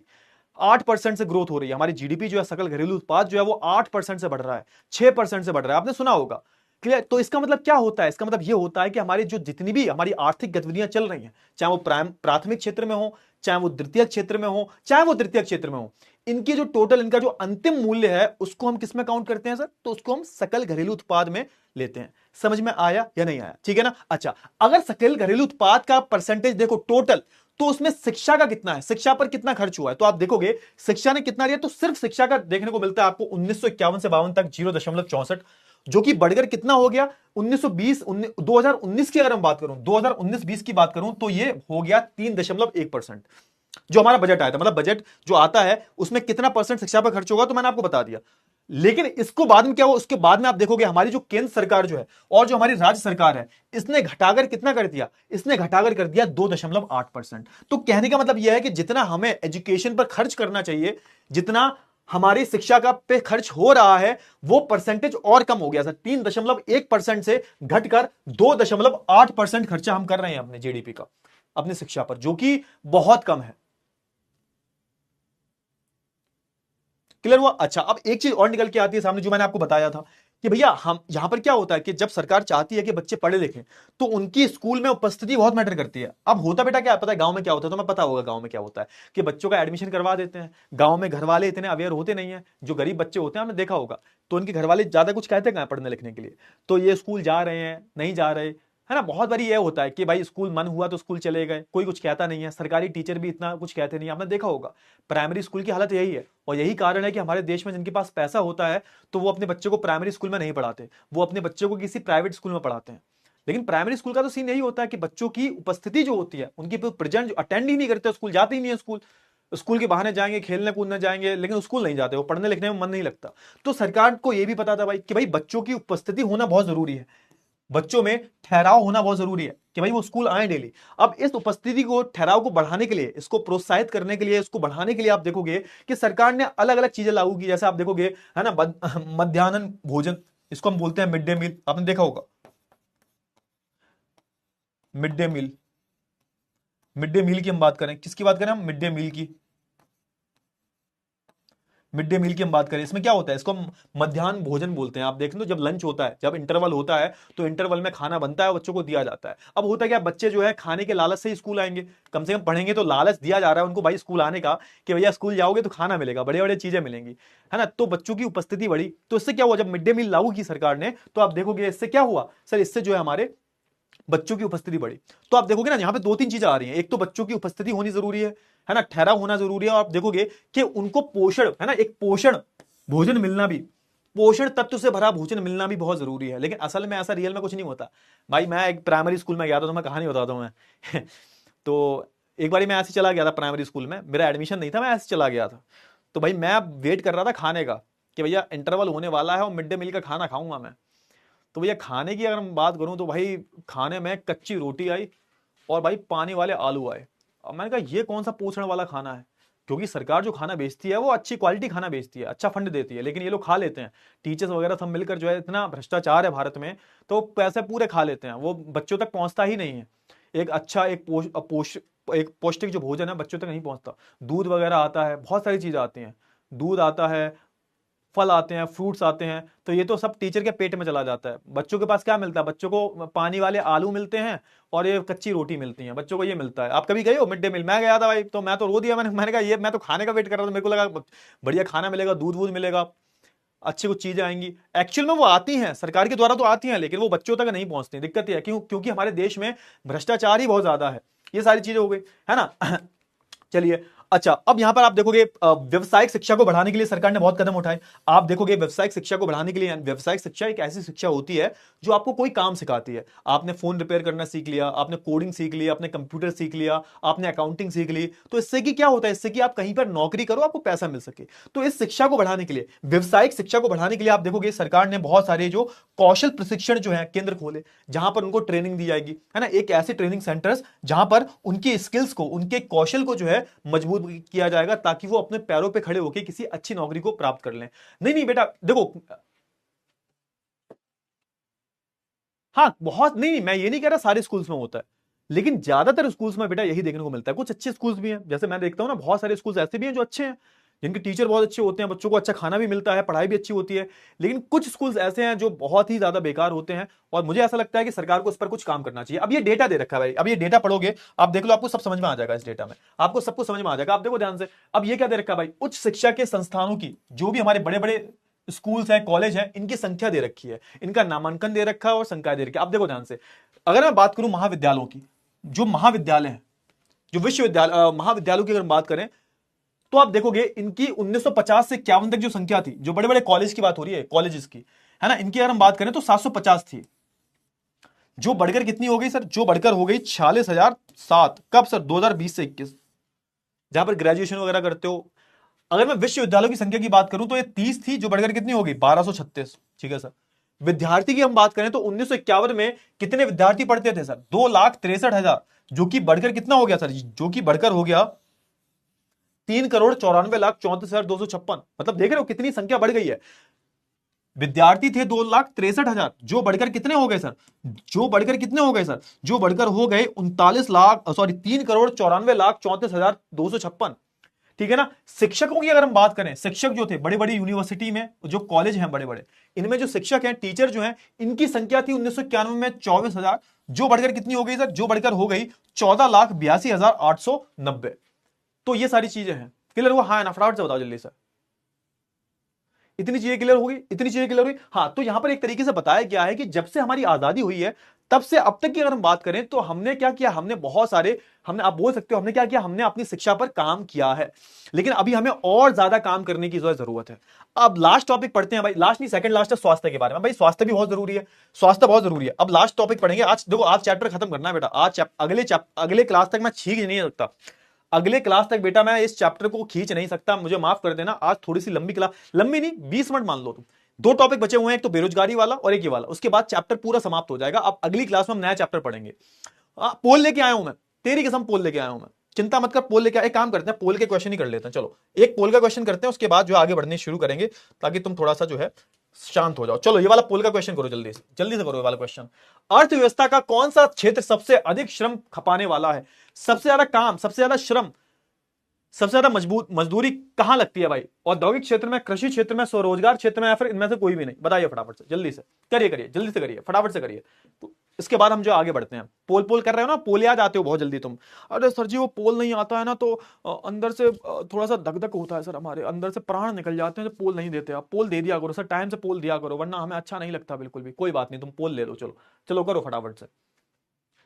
कौन सा क्षेत्र जो है वो सबसे ज्यादा अधिक श्रम खपाने वाला क्षेत्र है? बताइए जल्दी से, फटाफट से बताइए जल्दी से।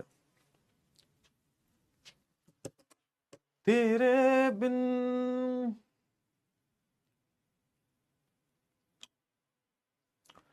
मैं यूं कैसे जिया। चलो ठीक है,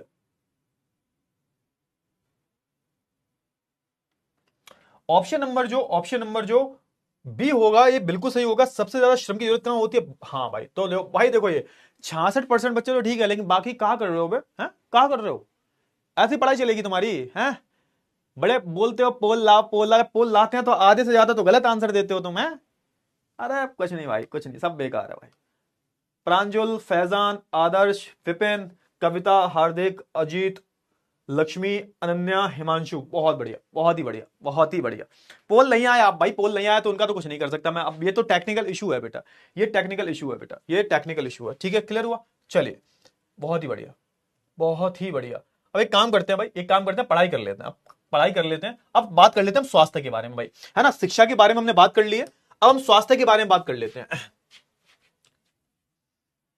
ठीक है, हाँ, अब हम किसके बारे में बात करें सर? हम स्वास्थ्य के बारे में बात करें। स्वास्थ्य मतलब आपकी जो हेल्थ है, आपका जो शरीर है, इसका काम क्या है? प्रॉपरली काम करना। जब तक आपका शरीर जो है स्वस्थ नहीं होगा, तब तक आप कुछ काम नहीं कर पाओगे। और ये बात तुम्हें तभी रियलाइज होती है जब तुम बीमार पड़ जाते हो। सोच के देखो, जब तुम्हारा शरीर जो है वो स्वस्थ नहीं है, मलेरिया हो गया, हैजा हो गया, डेंगू हो गया, पेट खराब हो गया, तो इस केस में क्या करोगे तुम? ऑब्वियस सी बात है, किसी काम में मन लगेगा?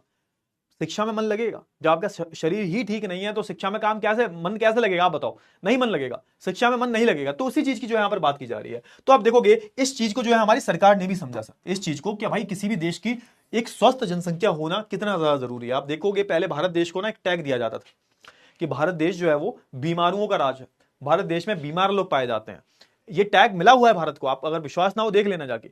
भारत देश के जो लोग हैं उनको बीमारू लोग बोला जाता है, बाहर बीमारू लोग बोल के बुलाते हैं कि भारत देश में सबसे ज्यादा कैंसर के पेशेंट हैं, भारत देश में सबसे ज्यादा शुगर के पेशेंट हैं, भारत देश में सबसे ज्यादा जो लोग हैं इनकी आईसाइट वीक है, उनमें से मैं भी एक आता हूं। ठीक है, भारत देश में सबसे ज्यादा पॉल्यूशन है। तो यहां पर ऐसा बोला जाता है भारत में बीमारियां बहुत सारी हैं। अब सरकार ने भी कहीं ना कहीं इस चीज को समझा भाई, और सरकार ने क्या किया? सरकार ने काम करना शुरू किया। और आप देखोगे यहां पर एक राष्ट्रीय नीति बनाई जाती है, एक जो है नेशनल पॉलिसी बनाई जाती है। और यहां पर इसका मेन उद्देश्य यही होता है कि जनसंख्या के अल्प सुविधा प्राप्त वर्गों पर विशेष ध्यान देते हो। मतलब अल्प सुविधा वर्ग कौन से होते हैं बेटा? अल्प सुविधा, यहां पे एक शब्द का इस्तेमाल किया गया है, अल्प सुविधा वर्ग, अल्प सुविधा प्राप्त वर्ग, मतलब एक ऐसे वर्ग जिनको उच्च स्वास्थ्य सुविधाएं नहीं मिल पाती। अब आप देखोगे बेटा, आप देखो अब होता क्या है कि सरकार आज के टाइम पर सरकार ने क्या कदम उठाए हैं। आप देखोगे हर डिस्ट्रिक्ट में आपको सरकारी हॉस्पिटल मिलता है, डिस्पेंसरी मिल जाती है, मेडिकल आपको मिल जाते हैं, यहाँ पर आपको फ्री दवाइयां मिलती हैं, 1 रुपए की पर्ची कटती है, आप जाते हो जब सरकारी हॉस्पिटल में। और आप देखो कभी कभी क्या होता है, बहुत सारे हॉस्पिटल ऐसे होते हैं जहां पर बहुत अच्छे अच्छे डॉक्टर्स आते हैं, कहीं किसी किसी में काम ठीक से नहीं होता, लेकिन बहुत अच्छे ऐसे, मतलब मैं एक बार बीमार हुआ था, सोच के देखो, एक बार मेरे को इन्फेक्शन हुआ था और बहुत गंदा इन्फेक्शन हुआ था, इतना गंदा इन्फेक्शन था कि मैंने 4 दिन क्लास नहीं ली थी। और मैं इस संस्था में काम नहीं करता था, दूसरी वाले में काम करता था। तो मैं 4 दिन क्लास नहीं ले पाया। क्यों? क्योंकि इन्फेक्शन इतना गंदा था, ठीक नहीं हो पाया। मैं प्राइवेट हॉस्पिटल गया, वहां जो डॉक्टर ने दवाई दी तो उसने बोल दिया कि भाई सही नहीं होगा, फिर ऑपरेशन होगा। छाले हो गए थे मेरे। मैं सरकारी हॉस्पिटल में गया, भाई सरकारी हॉस्पिटल था, उसने 1 रुपए की पर्ची काटी, उसने, डॉक्टर बैठा हुआ था, एक अच्छा एक्सपीरियंस डॉक्टर था, उसने मेरे को दवाई लिखी। उसने वो बोला कि दवाई बाहर से लेने की जरूरत नहीं है, दवाई जो है हमारे हॉस्पिटल में ही मिलेगी और फ्री में मिलेगी दवाई। उस दवाई से 3 दिन के अंदर में, 3 दिन के अंदर में, 3 दिन नहीं, सिर्फ 3 दिन के अंदर में मेरे पूरे छाले ठीक हो गए। तो कोई कोई डॉक्टर्स तो बहुत अच्छे आते हैं, एक्सपीरियंस डॉक्टर आते हैं, और कोई कोई डॉक्टर बहुत बेकार आ जाते हैं जो ठीक से काम नहीं करते। उन्हें ऐसा लगता है कि भैया इससे ज्यादा पैसा तो हमें प्राइवेट हॉस्पिटल में मिल जाएगा। तो आप देखना हमारे भारत देश में कोई कोई हॉस्पिटल बहुत अच्छे हैं, सरकारी हॉस्पिटल, जहां पर बिल्कुल फ्री में मुफ्त इलाज होता है, 1 रुपए की पर्ची कटती है, आप सबने देखा होगा। समझ में आया ना? हाँ, तो देखो ध्यान से, देखो ध्यान से। अब यहां पर उसी चीज की बात हो रही है कि कुछ ऐसे वर्ग होते हैं बेचारे बहुत गरीब होते हैं, है ना, उनको कुछ सुविधाएं नहीं मिल पाती, वो अपने आप को जैसे अभी हम बात करें तो एक सरकारी योजना भी चली है, आपने सुना होगा, आयुष्मान। अब आयुष्मान में क्या होगा कि आपको 5 लाख तक का जो क्लेम है वो मिल जाता है। आयुष्मान एक तरीके का इंश्योरेंस पॉलिसी होती है। तो आप बीमार होते हो, आपका ऑपरेशन होता है, आपका एक्सीडेंट होता है, तो उस केस में होता क्या है कि वो कंपनी जो होगी आपको 5 लाख तक का क्लेम दे सकती है। और इससे लोग फायदा भी उठा रहे हैं आयुष्मान का। आयुष्मान भी एक सरकार की योजना है जिससे कि लोग जो है, उन लोगों को जो है इंश्योरेंस मिल सके। क्लियर हुआ? तो ये बहुत सारी जो है आप देखोगे सरकार ने भी कहीं ना कहीं समझा कि कुछ लोग हमारे देश में ऐसे हैं जिनको कुछ कुछ सुख सुविधाएं जो है प्राप्त नहीं है। ये कुछ अल्प सुविधाओं वाले वर्ग हैं, गरीब वर्ग हैं, और इनको जो है सुविधाएं जो है नहीं मिलती। क्लियर हुआ ना? इनको सुविधाएं देने के लिए, इनके स्वास्थ्य पर ध्यान रखने के लिए, इनके परिवार का कल्याण करने के लिए, इनको पौष्टिक सेवाएं देने के लिए आप देखोगे सरकार ने बहुत सारे क्या किया, बहुत सारे जो है यहां पर योजनाएं बनाई हैं। अगर हम पिछले 5 दशकों की बात करें, 5 दशक मतलब 50 साल। एक दशक कितने साल का होता है? एक दशक कितने साल का होता है? एक दशक बराबर 10 साल। एक दशक बराबर 10 साल। एक दशक बराबर कितने होते हैं सर? 10 साल होते हैं। क्लियर हुआ ना? हाँ, तो आप देखोगे कि भाई एक दशक बराबर 10 साल, 5 दशक बराबर 50 साल। और आप देखोगे पिछले 50 साल में आप देखोगे भारत ने सरकारी और निजी क्षेत्रों में प्राथमिक, द्वितीयक और तृतीयक सेवाओं के लिए अपेक्षित एक विस्तृत स्वास्थ्य आधारित संरचना और जनशक्ति का जो है निर्माण किया है। तो यहां पर वही बात की जा रही है कि अगर मैं पिछले 50 सालों की बात करूं तो भारत सरकार ने क्या किया, भारत की सरकारों ने स्वास्थ्य की अहमियत जो है वो समझी। तो उसके बाद आप देखोगे तीनों क्षेत्र की बात की जा रही है, चाहे वो प्राथमिक क्षेत्र हो, चाहे वो द्वितीय क्षेत्र हो, और चाहे वो तृतीय क्षेत्र हो। इन तीनों ही आप देखोगे सेवाओं, अगर मैं बात करूं इन तीनों ही क्षेत्रों की बात करूं तो आप देखोगे यहां पर प्रॉपर तरीके से, है ना, स्वास्थ्य पर आधारित एक संरचना का मतलब होता है इंफ्रास्ट्रक्चर। आप देखोगे हर, जैसे मैं आपको बताता हूं एक और, क्योंकि ये पूरा स्टेटमेंट जो है आपको उदाहरण से ही समझ में आएगा। जैसे आप देखोगे हर डिस्ट्रिक्ट में, हर एक कस्बे में आपको सरकारी हॉस्पिटल मिलता है, हर एक कस्बे में, हर एक डिस्ट्रिक्ट में आपको जो है, हर एक गांव में आपको एक सरकारी डिस्पेंसरी मिलती है। जब भी कोई बीमार होता है एकदम से, है ना, इलाज करवाने जाते हैं तो कई बार क्या होता है, हॉस्पिटल बहुत दूर होता है, तो उसको कुछ, है ना, दवाइयां देने के लिए आपको डिस्पेंसरीज वगैरह मिल जाती हैं, कहीं भी मिल जाएंगी आपको, सरकारी डिस्पेंसरीज मिलती हैं आपको, सरकारी हॉस्पिटल्स मिलते हैं। तो कहीं ना कहीं सरकार क्या कर रही है, कहीं ना कहीं सरकार जो है हमारा हेल्थ हेल्थ इंफ्रास्ट्रक्चर को, स्वास्थ्य आधारित संरचना को जो है मजबूत बनाने में लगा हुआ है। क्लियर हुआ? चलिए, अच्छा, अब जो उपाय हैं इनमें क्या क्या, देखो सबसे पहले सरकार का मानना यह है कि लोगों की जो जीवन प्रत्याशा है ये बढ़ जानी चाहिए। मतलब लोग कितना जी रहे हैं, औसतन आयु कितनी है, जीवन प्रत्याशा का मतलब क्या है, औसत आयु, औसत आयु। अगर मैं औसत आयु की बात करूं, अगर मैं औसत आयु की बात करूं, एवरेज एज की बात करूं, तो आप देखोगे कि जीवन प्रत्याशा का मतलब क्या है, कि भाई कोई भी देश में कितना लोग औसतन जी रहे हैं। जैसे आप देखोगे हमारे भारत देश की हम बात करें तो ये कितना था 2016 का डेटा है, 69.4 वर्ष से अधिक हो गई है। मतलब करीबन करीबन आप बोलोगे अभी हम कितने पर हैं, 70 पर। 2011 में कितना था, 63 था। तो यानी कि हमारी सरकार ने स्वास्थ्य पर काम किया है। आप देखोगे आज के टाइम पर तो नई नई टेक्नोलॉजी का डेवलपमेंट हो गया है ना, जो हल्की फुल्की बीमारियां हैं, जैसे मलेरिया की बात करें, हैजा की बात करें, है ना, डेंगू वगैरह तक जो खतरनाक बीमारियां हैं वो भी आज के टाइम पर, टीवी वगैरह की हम बात करें, पोलियो मुक्त हो चुका है भारत, भारत जो है वो पोलियो मुक्त हो चुका है। टीवी की हम बात करें वो सही, उसका इलाज निकल आया है। तो कहने का मतलब यह है कि जैसे जैसे विज्ञान जो है आगे बढ़ी, जैसे जैसे हमारा विज्ञान आगे बढ़ा, तो आप देखोगे कि अब जो लोग हैं उनका जो जीना है वो बढ़ गया है। पहले कितना था, पहले 2011 में 63 साल जो है औसतन आयु थी भारत की। अब जो लोग हैं वो औसतन कितना जी रहे हैं, 70 तो जी रहे हैं। 2016 का है, अब बढ़कर और ज्यादा हो गया होगा। अच्छा, अब एक टर्म और होता है शिशु मृत्यु दर। शिशु मृत्यु दर की अगर हम बात करें बेटा, शिशु मृत्यु दर होती क्या है, शिशु मृत्यु दर का मतलब क्या होता है, तो ये भी हमारे एक तरीके का स्वास्थ्य का ही हिस्सा है। शिशु मृत्यु दर का मतलब होता है कि मान के चलो 1000 बच्चे पैदा हुए, 1000 बच्चे पैदा हुए, और जो 1000 बच्चे पैदा हुए ये 1 साल का होने से पहले, 1 साल का होने से पहले ये जब मर जाते हैं, इनकी मृत्यु हो जाती है, तो आप देखोगे 1 साल से पहले, आप देखो ना, 1 वर्ष की आयु, आयु से पहले, है ना, 1 वर्ष की आयु से पहले जब इनकी क्या हो जाती है सर, जब इनकी मृत्यु हो जाती है, तो उसको हम क्या बोलते हैं सर, उसको हम बोलते हैं शिशु मृत्यु दर। अब ये क्या दिखाता है सर, शिशु मृत्यु दर हमें क्या दिखा रहा है, कि आपकी देश की जो स्वास्थ्य व्यवस्था है बेकार है। क्या आपके देश में बच्चे बहुत मर रहे हैं, पैदा होके 1 साल का होने से पहले ही वो मर जा रहे हैं, तो इसका मतलब तुम्हारे देश की स्वास्थ्य स्थिति ठीक नहीं है। तो अगर मैं शिशु मृत्यु दर की बात करूं, ये बहुत था, मतलब क्या हुआ सर, इसका मतलब ये हुआ कि 1951 में कितना था सर, 147 था। मतलब अगर 1000 बच्चे पैदा हो रहे हैं तो 1 साल का होने से पहले 147 बच्चों की तो मौत हो जा रही है, शायद उससे भी ज्यादा। जो घटकर कितना हो गया, जो घटकर जो है 28 रह गया है। ठीक है ना, सबसे कम कहां का है, तो सबसे कम शिशु मृत्यु दर है केरला का। केरला हर चीज में आगे हमसे, वो साक्षरता दर में आगे हमसे, शिशु मृत्यु दर में हमसे आगे है। केरला का शिशु मृत्यु दर बहुत कम है ना। अगर पूरे देश की अगर हम बात करें तो पहले था भाई 147, जो घटकर कितना हो गया 28। इसका मतलब क्या हुआ, इसका मतलब यह हुआ कि हमारे भारत देश की कहीं ना कहीं स्वास्थ्य व्यवस्था धीरे धीरे सुधर रही है। क्लियर हुआ? चलिए अच्छा, क्लियर हुआ? हाँ, या फटाफट से बताओ, इतनी चीज क्लियर हुई? मैं पानी पी लूं बेटा, थोड़ा सा पानी पी लूं मैं। क्लियर हुआ? हाँ है ना, चलो ठीक है, थोड़ा पानी पी लेता हूं मैं, पानी तो इधर, 1 मिनट को, थोड़ा सा बोतल भर के ला।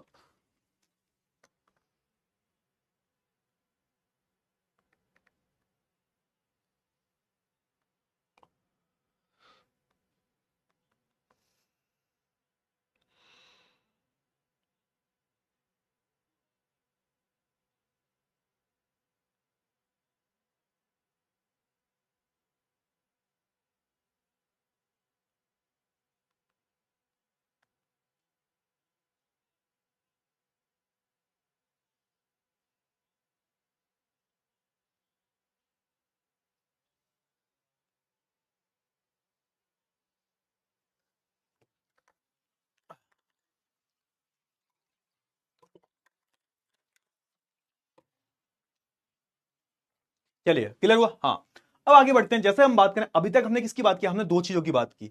एक हमने जीवन प्रत्याशा की बात कर ली, जिसको हम बोलते हैं जो हमारी एवरेज लाइफ एक्सपेक्टेंसी जो है, लोग किसी भी देश में कितना जी रहे हैं।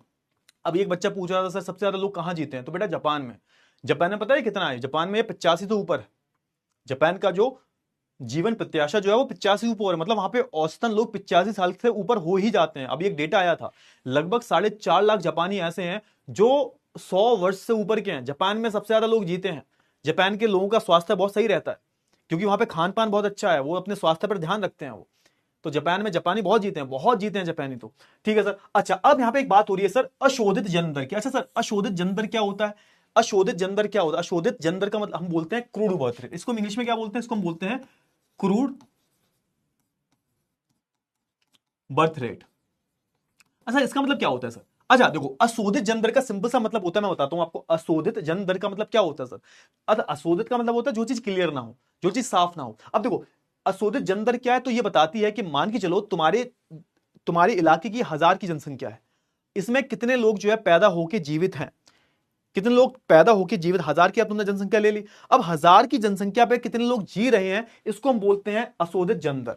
ये कितने परसेंट थी भाई, ये थी 20.1, ये 20 की थी। मतलब 1000 लोग पैदा हो रहे हैं, 1000 लोग जो है जनसंख्या पे हैं, तो 20 जो है उसमें से जी रहे हैं, मतलब 20 थी कहां पर सर, 2018 में। अच्छा, और मृत्यु दर की अगर हम बात करें, मृत्यु दर क्या है, तो 1000 की पॉपुलेशन है, अगर कोई भी मान के चलो 1000 का सैंपल है, 1000 के सैंपल में लोग कितना मर रहे हैं, मतलब जितने पैदा हुए, 1000 बच्चे पैदा हुए, अब 1000 में से कितने मर गए, उसको हम बोलते हैं मृत्यु दर। ये कितने थे सर, ये 6 थी, सिर्फ 6, है ना, 6, सिर्फ 6 आ गई। क्लियर हुआ, हाँ ना, फटाफट से बताओ जल्दी से, इतनी चीजें क्लियर हुई आपको, इतनी चीजें क्लियर हुई। हाँ, तो ये सारी चीजें हैं। आप, आई होप आपको सारी जो चीजें हैं बहुत अच्छे से क्लियर हो गई होंगी। क्लियर हुआ। अब देखो ना, जीवन प्रत्याशा की जब मैं बात करता हूं, जीवन प्रत्याशा में वृद्धि और शिशु देखभाल में सुधार देश के आत्मविश्वास को भावी प्रगति के साथ जो है आंकने के लिए उपयोगी है। अब यहां पे सिंपल सा बोला जा रहा है, क्या बोला जा रहा है कि जब हम जीवन प्रत्याशा की बात करते हैं, आपको जब अपने देश में जो औसतन आयु जो है अगर वो बढ़ानी है आपको, तो आपको क्या करना पड़ेगा सर। तो आपको, आप देखोगे, आपको जो बच्चे हैं उनकी देखभाल करनी पड़ेगी, आपको श्योर करना पड़ेगा भाई वो जो बच्चे हैं उनको प्रॉपर पौष्टिक वाला भोजन मिल रहा है या नहीं मिल रहा, उनकी वृद्धि ठीक से हो रही है। वृद्धि के लिए क्या देखना पड़ेगा कि उनको जो खिला रहे हो, पिला रहे हो, वो अच्छा खाना खिला रहे हो, नहीं खिला रहे, या फिर मैगी और बॉर्नवीटा पिए जा रहे हो। ठीक है, ये सारी चीजें हो गई। बॉर्नवीटा कौन कौन पीता है, तुम में से बॉर्नवीटा कौन कौन पीता है, ये बताओ। आज तो मैं तुम्हारी एक गलत फहमी दूर करता हूं मैं, तुम में से बॉर्नवीटा कौन कौन पीता है, तुम में से बॉर्नवीटा कौन कौन पीता है, जल्दी से बताओ फटाफट से। बेटा तुम बॉर्नवीटा जो पीते हो ना, ये इतना नुकसान करता है बेटा, इतना नुकसान करता है तुम सोच भी नहीं सकते, बहुत नुकसान करता है। इसमें पता है ज्यादातर जो होती है शुगर होती है, शुगर मतलब चीनी होती है, इसमें कुछ नहीं होता, बस शुगर होती है, शुगर। कोई भी तुम्हारा, और कॉम्प्लेन से कोई तुम्हारी हाइट नहीं बढ़ेगी, ये सब जो है मार्केटिंग टेक्निक है भाई। ये सिर्फ मार्केटिंग कर रहे हैं अपना, अपने सौदा इनकी बिक जाए, है ना, अपने अपने सौदा को बेचने के लिए मार्केटिंग कर रहे हैं बस। इससे कोई हाइट वाइट नहीं बढ़ेगी, ना कॉम्प्लेन से हाइट बढ़ेगी। अरे तुम सीधा दूध पिया करो, तुम सीधा दूध पियो, उसमें कुछ मत मिलाया करो। चीनी तो कम से कम खाओ खाओ, मजाक से हट के, अगर तुम्हें लंबा चलना है ना, तो चीनी कम से कम खाओ, कम से कम चीनी खाओगे तो भैया लंबा चलोगे, जवान रहोगे। हाँ, अरे कचरा होता है, प्रोटीन एक्स में भी चीनी होती है, बहुत शुगर होती है, समझो। तभी तो यहां पे हमने क्या बोला कि अगर आपको जो है जीवन प्रत्याशा बढ़ानी है, तो आपको वृद्धि, आपको आप बोल सकते हो शिशु की देखभाल, वृद्धि पर जो है ध्यान देना पड़ेगा। क्लियर हुआ ना, क्लियर हुआ। हाँ, तो कहीं ना कहीं इससे जीवन की जो गुणवत्ता, आप जो अगर आप अच्छा खा रहे हो, अच्छा पी रहे हो, तो कहीं ना कहीं आप में, आपके अंदर एक अलग ही आत्मविश्वास आता है। सोच के देखो, अगर आपका इलाज अच्छे से चल रहा है, आपका इलाज बहुत अच्छे से चल रहा है, आपका इलाज, मैं कह रहा हूँ सॉरी, आपका जो खान पान है बहुत अच्छा है, आपकी खान पान पर अच्छा ध्यान दिया गया है, आपकी वृद्धि पर अच्छा ध्यान दिया गया है, आपको एक अच्छा अच्छा डेली आप सुबह उठते हो, बढ़िया नाश्ता मिलता है, एकदम फ्रूट्स वगैरह मिलते हैं, बढ़िया नाश्ता देती है मम्मी, फिर खाना भी मिलता है टाइम से आपको, फिर रात का डिनर भी आपको अच्छे से मिल जाता है। तो इससे क्या होता है, जब आप एक स्वस्थ इंसान हो, तो कहीं ना कहीं आप में एक अलग ही आत्मविश्वास आता है, जिससे कि आप जो दूसरे काम कर रहे हो, उस काम को करने में आपको ज्यादा ध्यान लगता है। आपने देखा होगा जो हमेशा बीमारू व्यक्ति होता है ना, वो उसको ज्यादा काम, उससे ज्यादा काम नहीं होता भाई, वो ज्यादा काम कर ही नहीं सकता, क्योंकि वो एक तरफ तो बीमार है। तो जब वो बीमार है, तो और चीजें कैसे सही हो सकती हैं, और चीजें सही कैसे हो सकती हैं, तो ये सारी चीजें हैं, है ना। तो बहुत सारी चीजें आती हैं। जैसे हम बात करें, जो बच्चे हैं, जो छोटे छोटे शिशु होते हैं, उनको कोई संक्रमण ना फैल जाए, उनसे बचाओ। जैसा आपने देखा होगा बचपन में आपको पोलियो का टीका लगा होगा, पोलियो वाले घर पर आते हैं, पोलियो पिलाते हैं, 2 ड्रॉप डालते हैं, ताकि कोई पोलियो से पोलियो से ग्रसित ना हो जाए। ये एक बहुत जानलेवा बीमारी हुआ करती थी एक, आज के टाइम पर भारत जो है पोलियो फ्री हो चुका है, कोई भी भारत में पोलियो का मरीज नहीं मिलता। लास्ट केस बहुत दिन पहले आया था, है ना। तो हम ये सारी चीजें जब सुनिश्चित कर लेते हैं, जब हम ये सारी चीजें सुनिश्चित कर लेते हैं, तो उससे क्या होता है, इससे आप देखोगे कहीं ना कहीं जो शिशु मृत्यु दर जो है वो कम हो जाती है, घटती है। आई होप आपको इतनी सारी जो चीजें वो क्लियर हो गई होंगी। सर जन्म दर, अरे बेटा जन्म दर बताया, तो जन्म दर और मृत्यु दर मैं बताता हूं आपको। किसी भी जनसंख्या की अगर हम बात करें, आपने कोई भी सैंपल ले लिया, मान के चलो कहीं भी आप किसी भी क्षेत्र में गए, 1000 का सैंपल ले लिया, अगर 1000 पैदा हो रहे हैं तो उसमें से जीवित कितने हैं, और अगर 1000 पैदा हुए तो उसमें से मरे कितने। तो ये होता है हमारा मृत्यु दर और जन्म दर। समझ में आया नहीं आया, सिंपल सी बात है। क्लियर हुआ, इतनी चीजें क्लियर हुई आपको, इतनी चीजें आपको क्लियर हुई या नहीं हुई, फटाफट से बताओ जल्दी से, इतनी चीजें क्लियर हुई आपको।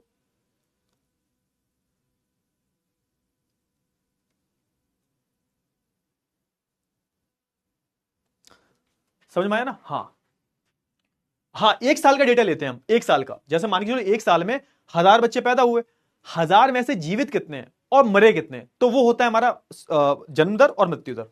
बस यही है, इसके अलावा कुछ भी नहीं है। अच्छा, ये आपको क्या दे रखा है, ये हमारे जो अलग अलग स्वास्थ्य केंद्र हैं, हॉस्पिटल्स हैं, उनके बारे में देख रखा है। क्लियर हुआ। बहुत सारे हमारे प्राथमिक जो स्वास्थ्य केंद्र होते हैं, जो आपकी गांव में देखने को मिल जाते हैं, वो कितने थे 2014 में, 1,82,709 थे।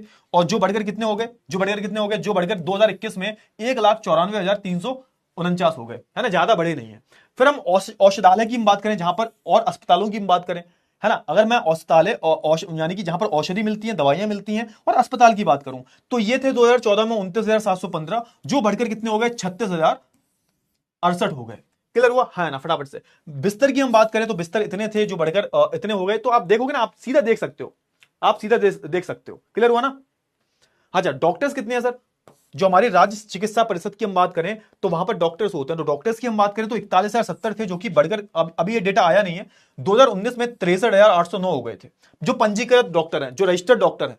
सरकार जो हमारी जो सरकारी जो हमारा पंजीकरण होता है, वहां पर डॉक्टरों का पंजीकरण होता है, कि आप डॉक्टर बन गए हो तो आपको एक नंबर दिया जाता है, आपका एक पंजीकरण रजिस्ट्रेशन होता है। जैसा आप जब 10th के एग्जाम दोगे तो उससे पहले रजिस्ट्रेशन होता है, नहीं होता, 10वीं के जब एग्जाम दोगे उससे पहले रजिस्ट्रेशन होगा। तो आप जब डॉक्टर बनते हो तब भी आपका पंजीकरण होता है।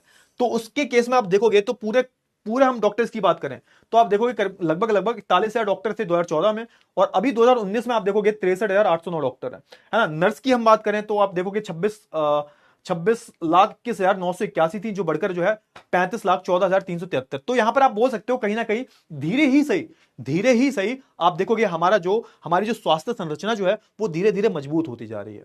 क्लियर हुआ, है ना। स्वास्थ्य की जो आधारभूत संरचना जो है वो मजबूत होती जा रही है। यहां पर सब आ गया, हॉस्पिटल्स आ गए हैं, स्वास्थ्य केंद्र आ गए हैं, औषधालय आ गए हैं, अस्पताल आ गए, सब आ गए हैं। अब लास्ट टॉपिक बचा हुआ है बेटा, लास्ट टॉपिक क्या भाई, बेरोजगारी, है ना। इसको हम बोलते हैं अनएम्प्लॉयमेंट। अच्छा, बेरोजगारी का मतलब क्या होता है सर, बेरोजगारी का मतलब क्या होता है, जल्दी से बताओ फटाफट से। अब 5-10 मिनट बचे हुए हैं बस, थोड़ा सा देख लो, मजा आ जाएगा। मतलब बहुत, अब लास्ट टॉपिक है, मजेदार टॉपिक है। क्लियर हो, एक काम करो, तब तक तुम एक काम करो, ज्यादा बोर हो रहे होगे ना, एक पोल कर लेते हैं। चलो फटाफट से पोल करो, जल्दी से पोल करो। किसी कार्य को करने के लिए 5 व्यक्ति चाहिए, पर उस, एक मिनट, ये पोल नहीं, ये वाला मत करो, ये वाला मत करो।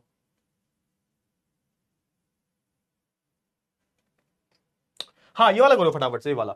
एक देश की श्रम शक्ति क्या है, एक देश की श्रम शक्ति या श्रम बल जनसंख्या क्या है, मतलब कितने जो लोग, श्रम शक्ति का मतलब होता है कितने लोग काम कर सकते हैं, कितने लोग काम करने के लायक हैं, वो क्या है सर। 15 से 80 तक, 15 से 75 तक, 15 से 59 तक, या 15 से 40 तक, फटाफट से बताओ जल्दी। अच्छा क्वेश्चन है।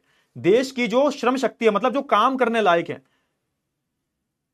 वो जनसंख्या कितने से कितने के बीच में होती है, बताइए जल्दी से, फटाफट से, ध्यान से आंसर देना, ध्यान से, फटाफट से आंसर दो जल्दी से। इसके बाद सर हम जो है आखिरी टॉपिक पढ़ते हैं, उसके बाद 2 प्रश्न और करेंगे हम। बहुत ही बढ़िया। तो ये देश की अगर मैं श्रम शक्ति की बात करूं तो ये कितनी है सर, तो ये 15 से लेके 59, है ना। अब ये चेंज हो गया सर, 64 भी हो गया शायद, कोई बात नहीं, है ना। 15 से लेके, ऑप्शन नंबर सी जो होगा ये सही आंसर हो जाएगा। Option number C is the right answer. 25% बच्चों ने सही आंसर दिया है, बस 25%। कोई बात नहीं, मुझे पता था तुम गलत दोगे आंसर, कोई बात नहीं। प्रिंस, हिमांशु, अमन, अभय, क्या करोगे जानकर, हो क्या करोगे जानकर, हाँ, मिस्ट्री मैन। अरे भैया, हमको तुम्हें जानना, हम तो आपके बहुत बड़े फैन हैं, तो प्लीज अपने बारे में बताइए, क्या करोगे जानकर, है ना। इन्होंने 7.80 सेकंड के अंदर आंसर दिया है, क्या बात है भाई, है ना। क्या करोगे जानकर, बेटा हम तुम्हें एक झप्पी देंगे। प्लीज एक बारी आओ तो सामने, तुम्हारा नाम क्या बताओ भाई, इस महान व्यक्ति को मुझे जानना है। प्रशांत, शिव, आर के भदौरिया, दीक्षा, पूर्णता शुक्ला, चलो बहुत बढ़िया, अच्छे अच्छे नाम है तुम्हारे। चलो ठीक है, एक काम करते हैं भाई, एक काम करते हैं, अब एक अपना टॉपिक पढ़ लेते हैं भाई, टॉपिक पढ़ लेते हैं, बेरोजगारी टॉपिक है। अच्छा, सबसे पहले बेरोजगारी का मतलब समझो।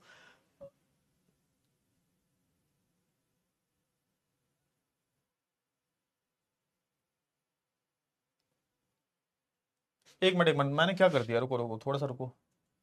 नहीं, पोल गलत कैसे हो सकता है बेटा? हाँ तो सही तो है, सी तो ही था, सी था सर। जब तक क्वेश्चन पढ़ रही थी तब तक ओ कोई बात नहीं बेटा, अरे कोई, अरे भैया तुम पोल को इतना सीरियसली काहे ले लेते हो बे? तुम्हारा एग्जाम का रिजल्ट है क्या ये है? अरे भैया डेली पोल करवाता हूँ, काहे परेशान हो जाते हो बे? मैंने देखा सर, अरे पोल नहीं आया सर। अरे भैया वो मेरी गलती नहीं होती, पोल नहीं आता तुम्हारे पास, वो टेक्निकल इशू होता है शायद। अगर नहीं आया होगा, मान लिया मैं नहीं आया, तुम यहाँ पर तुम कमेंट सेक्शन में आंसर दे दिया करो, वो भी हम देख लेते हैं, ठीक है? इतना परेशान मत हुआ करो, बात बात पे परेशान हो जाते हैं, अरे सर पोल नहीं आया, पोल नहीं आया। चलिए ठीक है। अच्छा, अब मैं बात करता हूं आपके पास, आपके लिए बात करता हूं। अब एक नया टॉपिक है बेरोजगारी। बेरोजगारी क्या होती है, बेरोजगारी पे बात कर लेते हैं। सिंपल सी बात है, जब भी कोई व्यक्ति जो है, कोई भी व्यक्ति काम करने लायक है, अगर कोई भी व्यक्ति काम करने लायक, जब कोई व्यक्ति काम पर जाने को तैयार है लेकिन उसे कोई काम नहीं मिल पाता, तो उसे जो है बेरोजगारी कहते हैं। उसके क्या बोलते हैं? बेरोजगारी। ये तो बहुत सिंपल सा है, ये शब्द तुमने बहुत सुना होगा, ये तो इसके नाम के तो ताने मारे जाते हैं। अरे ई ससुरा, हमारा जो दोस्त है ना, ये बेरोजगार है, दिन भर घर में पड़ा रहता है, कोई काम नहीं, इतना पैसा फूंक दिया इसके ऊपर, लेकिन ये कछू नहीं कट पा, ये कछू नहीं कटा, बस फ्री की रोटियां तोड़ रहा है। घर में ऐसे एक भैया होते हैं, उनको ऐसे ताने पड़ते हैं, बेचारे मेहनत तो बहुत करते हैं लेकिन उनको अपने हिसाब की नौकरी नहीं मिल पाती, तो कहीं ना कहीं वो बेरोजगार में ही काउंट होते हैं। ठीक है सर, तो भैया अगर मैं बेरोजगारी की बात करूं तो कहीं ना कहीं देश की बहुत बड़ी समस्या है बेरोजगारी। आप हमारे बात करोगे ना हमारे देश की, तो हमारी बेरोजगारी बहुत ही ज्यादा है, और किसी भी देश की बेरोजगारी ज्यादा होती है ना तो अच्छी बात नहीं होती। आप देखना, किसी भी देश के युवा लोग अगर कुछ काम नहीं करते तो उस देश में क्राइम बहुत होते हैं। जब वो बेचारे काम नहीं करेंगे तो क्या करेंगे? तो चोरी चकाती करेंगे, वो मर्डर करेंगे, गलत काम करेंगे। तो आपने देखा होगा, जिस देश में बेरोजगारी ज्यादा है उस देश में क्राइम बहुत ज्यादा होते हैं, और कहीं ना कहीं हमारे देश की जो अर्थव्यवस्था है ये भी पीछे चली जाती है, हमारे देश की जो औसतन आय है ये भी कम हो जाती है। समझ रहे हो नहीं समझ रहे? तो कहीं ना कहीं आप देखोगे कि बेरोजगारी बहुत बुरी चीज है किसी भी देश के लिए। अच्छा सर, अच्छा अगर आप बात करोगे भारत के संदर्भ में, हम बात करें, हम अगर भारत के संदर्भ में बात करें तो आप देखोगे कि भारत में दो चीजें हैं, एक तो आपको गांव देखने को मिलते हैं, है ना, और दूसरे आपको जो है शहर देखने को मिलते हैं। और इन दोनों में आपको अलग अलग तरह की बेरोजगारी देखने को मिलती है, यानी कि गांव में आपको अलग बेरोजगारी देखने को मिलेगी और शहर में आपको अलग बेरोजगारी देखने को मिलेगी, और दोनों में अंतर होता है। जैसे कि हम बात करें, आप देखोगे गांव में आपको मौसमी बेरोजगारी बहुत देखने को मिलती है और आपको प्रच्छन्न बेरोजगारी देखने को मिलती है।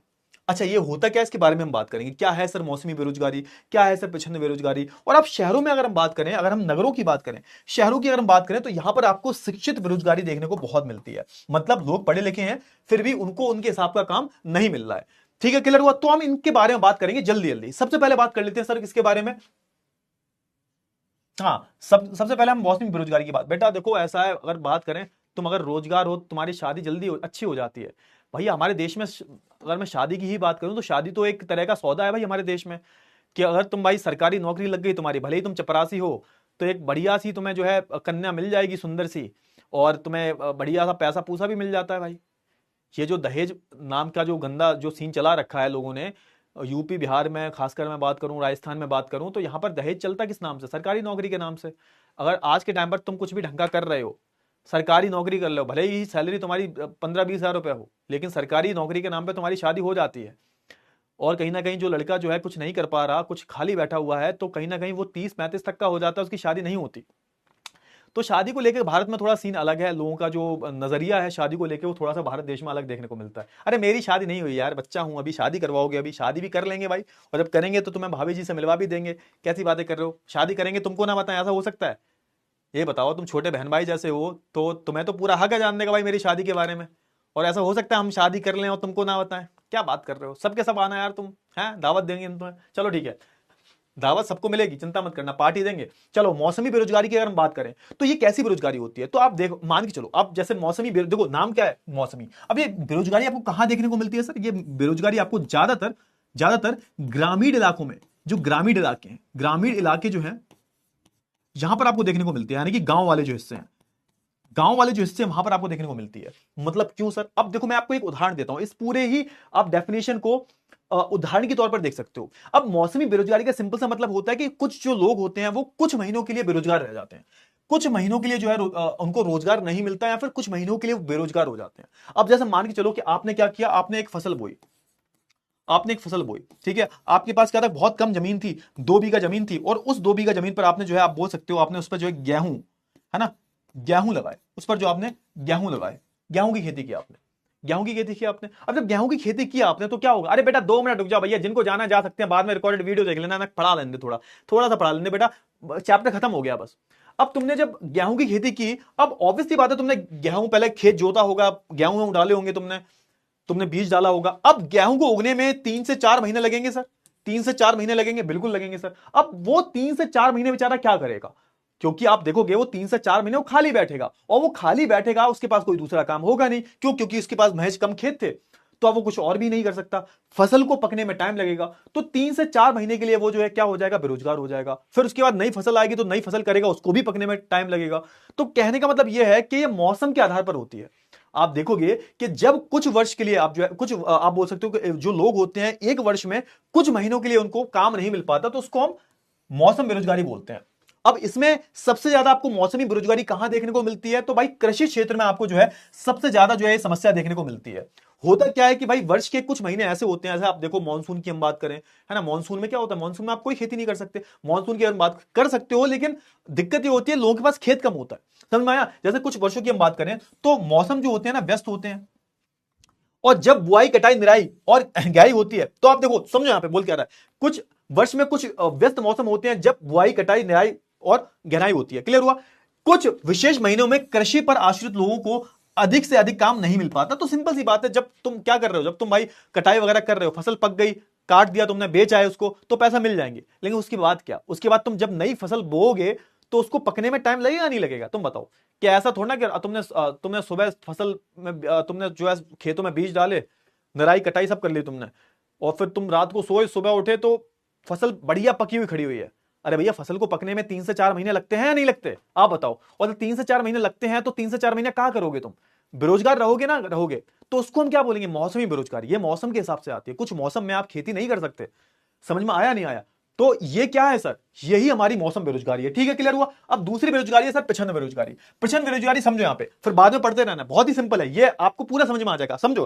प्रछन्न बेरोजगारी का आपको एक बार में ही साफ साफ मतलब समझ में आ जाएगा। मान के चलिएगा ये खेत है तुम्हारा, ये तुम्हारा खेत है, छोटा सा खेत है भाई, है ना, चलिए ठीक है, बहुत अच्छी बात है। अब तुम पूरे तुम्हारे परिवार की हम बात करें, पूरे परिवार की अगर हम बात करें, तुम्हारे पूरे परिवार की अगर हम बात करें, पूरा परिवार, है ना, पूरे परिवार की अगर हम बात करें तो आप देखोगे कि पूरे परिवार में तुम्हारे 6 लोग हैं, जिसमें से 5 जो लोग हैं वो काम करने लायक है, ठीक है। अब ये 2 बीघा खेत है, ये 2 बीघा खेत है, 2 बीघा खेत है ये तुम्हारा, और ये तो 2 बीघा खेत है आपका। अब इसमें तुम परिवार के 5 लोग जो है काम कर रहे हो, 5 लोग, 5 लोग काम कर रहे हो, ठीक है सर, बहुत अच्छी बात है। अब जब तुम परिवार के 5 लोग काम कर रहे हो इस खेत में, तो आपको क्या देखने को मिलता है। अब यहां पर समझो कि देखने में तो 5 लोग रोजगार है, देखने में तो जब तुम देखोगे तो 5 लोग खेत में काम कर रहे हैं, मतलब 5 लोगों के पास रोजगार है। लेकिन असल में दिक्कत यह थी कि इस खेत में सिर्फ 2 लोगों की ही जरूरत थी, सिर्फ 2 लोगों में काम हो सकता था, बाकी के 3 जो लोग हैं वो एक्स्ट्रा हैं। तो इसका मतलब क्या हुआ, इसका मतलब यह हुआ बाकी के जो 3 लोग काम कर रहे हैं उनकी जरूरत नहीं थी, तो इनका जो उत्पादन होगा उसमें इनका क्या शेयर है, इनका 0 शेयर है सर। उत्पादकता इनकी 0 है, क्योंकि इनकी जरूरत थी ही नहीं। अब सोच के देखो, किसी खेत में जरूरत है 2 लोगों की, अब 5 लोग काम कर रहे हैं, तो देखने में तो आपको क्या लगता है, देखने में वो रोजगार लग रहे हैं। ये गांव में आपको बहुत देखने को मिलते हैं, देखने में ये रोजगार लग रहे हैं कि भाई इनके पास काम है, लेकिन असल में उनमें से 3 लोग जो हैं उनकी जरूरत तो थी ही नहीं।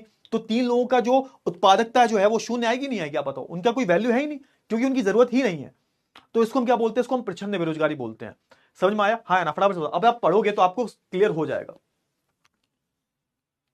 जहां काम तो दिखता है आपको, लेकिन देखने में आपको लगेगा काम कर रहे हैं लोग, लेकिन एक्चुअल में वहां पर क्या होगा, वहां पर आप देखोगे वहां पर वो लोग बेरोजगार नहीं होंगे। तो ये जो एग्जाम्पल दिया है मैंने, यहां से यहां तक अगर आप पढ़ोगे तो आपको समझ में आ जाएगा। यहां से आप पढ़ोगे तो आपको समझ में आ जाएगा कि आपको उतने लोगों की आवश्यकता नहीं थी, लेकिन फिर भी आप, क्योंकि आपके परिवार के हैं वो, तो आप काम करवा रहे हो कि भाई 5 लोग हैं, 6 लोग होते तो भी काम कर रहे हैं, 7 लोग होते तो भी काम कर रहे हैं। तो एक्चुअल में क्या है सर, ये प्रचंड बेरोजगारी है, जितनी आवश्यकता नहीं है उससे ज्यादा जो लोग हैं वो काम कर रहे हैं। क्लियर हुआ।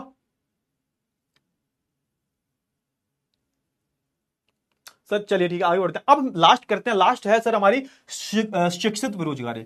शिक्षित बेरोजगारी की हम बात करें तो इसमें क्या होता है सर, तो सिंपल सी बात है, यहां पर है क्या, लोग पढ़े लिखे हैं।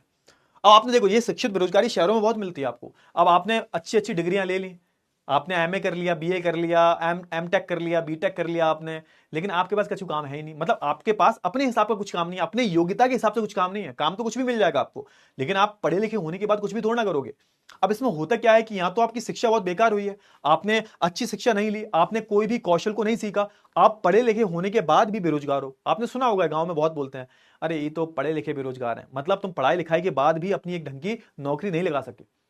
आप शिक्षित बहुत हो, आपने देखा होगा अभी चपरासी की नौकरी निकली थी, चपरासी की सरकारी नौकरी निकली थी, और उसमें आप देखोगे कि उसमें ऐसे लोग थे जिन्होंने, उसमें ऐसे ऐसे लोग थे जिन्होंने बीटेक कर रखा था, एमटेक कर रखा था, पीएचडी भी कर रखा था, उन्होंने भी फॉर्म भरे थे उस चपरासी की नौकरी के लिए।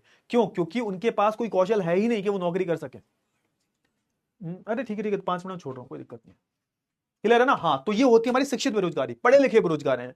तो शहरी क्षेत्रों में शिक्षित बेरोजगारी एक मानक और आम घटना है। ठीक है सर, बेरोजगारी से कार्यबल के संसाधनों की बर्बादी होती है। अब यहां पे अब याद रखना बेटा, ये जो बेरोजगारी होती है इसमें क्या होता है, हमारे जो, अब सोच के देखो, कोई बंदा जो है बेरोजगार है, वो कमा नहीं रहा, तो वो क्या कर रहा है, वो अपने परिवार से सिर्फ ले रहा है, दे कुछ नहीं रहा, वो अपने परिवार से ले रहा है सिर्फ, वो अपने देश से ले रहा है, लेकिन वो दे कुछ नहीं रहा।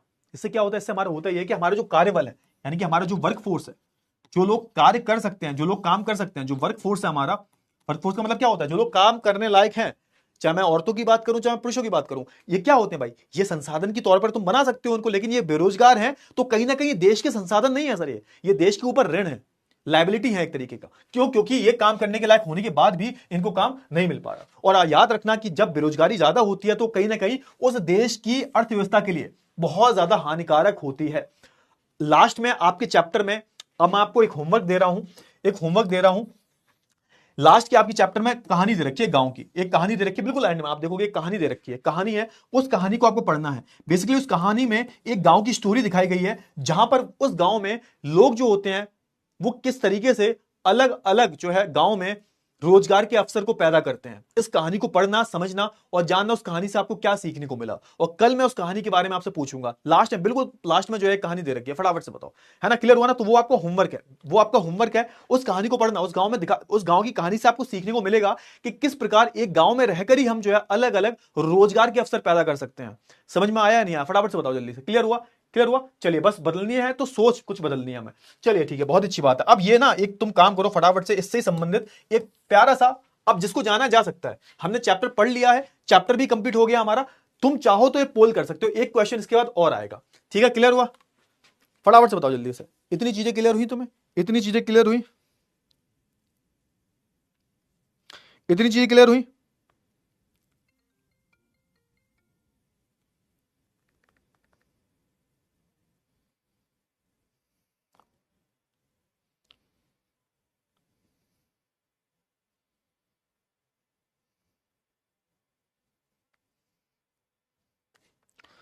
चलिए,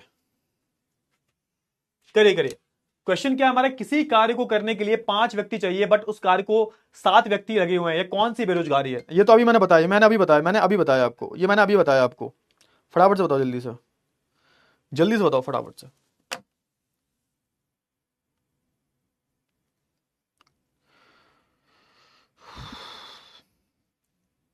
चलो, समय हुआ समाप्त। तो मैंने अभी जस्ट थोड़ी देर पहले आपको बताया है कि ऐसी बेरोजगारी को हम क्या बोलते हैं सर, ऐच्छिक, अदृश्य, शिक्षित बेरोजगारी। सी सही होगा, हाँ, क्योंकि हम इसको एक नाम और देते हैं, इसको हम अदृश्य बेरोजगारी भी बोलते हैं। ऑप्शन नंबर सी जो होगा सही हो जाएगा। 14% लोगों ने किया है। मौसम, अरे नहीं, मौसमी बेरोजगारी नहीं होती बेटा, मौसमी बेरोजगारी नहीं होती, इसको हम अदृश्य बेरोजगारी बोलते हैं। शिक्षित बेरोजगारी तो अलग होती है, अलग होती है भाई, इसको हम अदृश्य बेरोजगारी भी बोलते हैं, ये दिखाई नहीं देती भाई। सोच के देखो ना, अब वो 7 लोग जो काम कर रहे हैं खेत में, वो सातों के सातों, वो सातों के सातों क्या है, वो तुम्हें लग रहे हैं कि भाई ये तो काम कर रहे हैं भाई, बढ़िया, इनको रोजगार मिल रहा है, लेकिन असल में वहां पर सिर्फ 5 लोगों की ही जरूरत थी। ठीक है, तो ऐसी बेरोजगारी को हम क्या बोलते हैं सर, ऐसी बेरोजगारी को हम प्रच्छन्न बेरोजगारी बोलते हैं, अदृश्य बेरोजगारी भी हम उसको बोलते हैं। तो ऑप्शन नंबर जो हमारा सी होगा ये सही होगा। चलो कोई बात नहीं बेटा, कोई बात नहीं, कोई बात नहीं, कोई बात नहीं। चलिए आगे बढ़ते हैं। अच्छा, अब ये यहां पर ये करो फटाफट से, वाला क्वेश्चन करो, लास्ट क्वेश्चन है, इसके बाद हम क्लास को एंड करते हैं जल्दी से। 30 सेकंड तुम्हारे पास। प्रश्न है तुम्हारा, क्या प्रश्न है तुम्हारा, मौसमी बेरोजगारी क्या है, बताओ फटाफट से। प्रश्न तुम्हारा, मौसमी बेरोजगारी क्या है? जब कुछ लोग वर्ष के कुछ महीनों में कार्य प्राप्त नहीं कर सकते, लोग कार्य करते हुए प्रतीत होते हैं पर वे नहीं होते नहीं है, लोग प्रचलित मजदूरी पर काम करने के लिए काम करने को तैयार हैं पर उन्हें कार्य नहीं मिलता, इनमें से कौन नहीं, इनमें से कोई भी नहीं। फटाफट से बताओ इन चारों ऑप्शन में से कौन सा आंसर जो होगा बिल्कुल सही आंसर होगा, जल्दी से बताओ फटाफट से।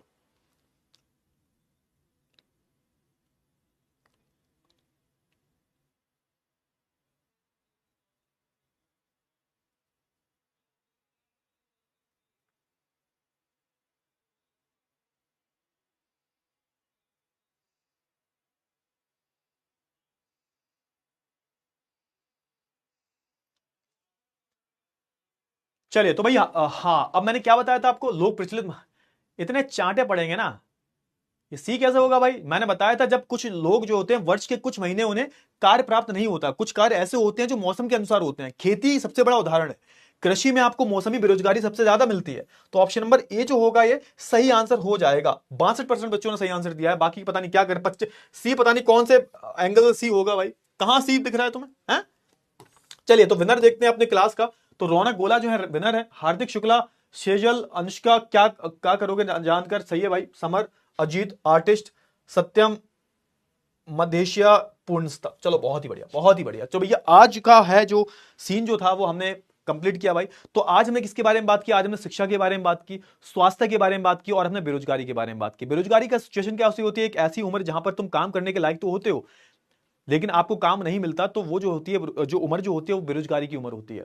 इसमें से 3 बेरोजगारियों के बारे में हमने बात की, प्रच्छन्न बेरोजगारी, मौसमी बेरोजगारी और शिक्षित बेरोजगारी। प्रच्छन्न बेरोजगारी अदृश्य बेरोजगारी भी होती है, जिसमें तुम काम करते हो तो प्रतीक दिखाई देते हो लेकिन तुम्हें काम एक्चुअल में वो काम होता नहीं है, वो आप उत्पादित जो उत्पादन हो रहा है वहां पर आपका जो कॉन्ट्रीब्यूशन है वो शून्य है।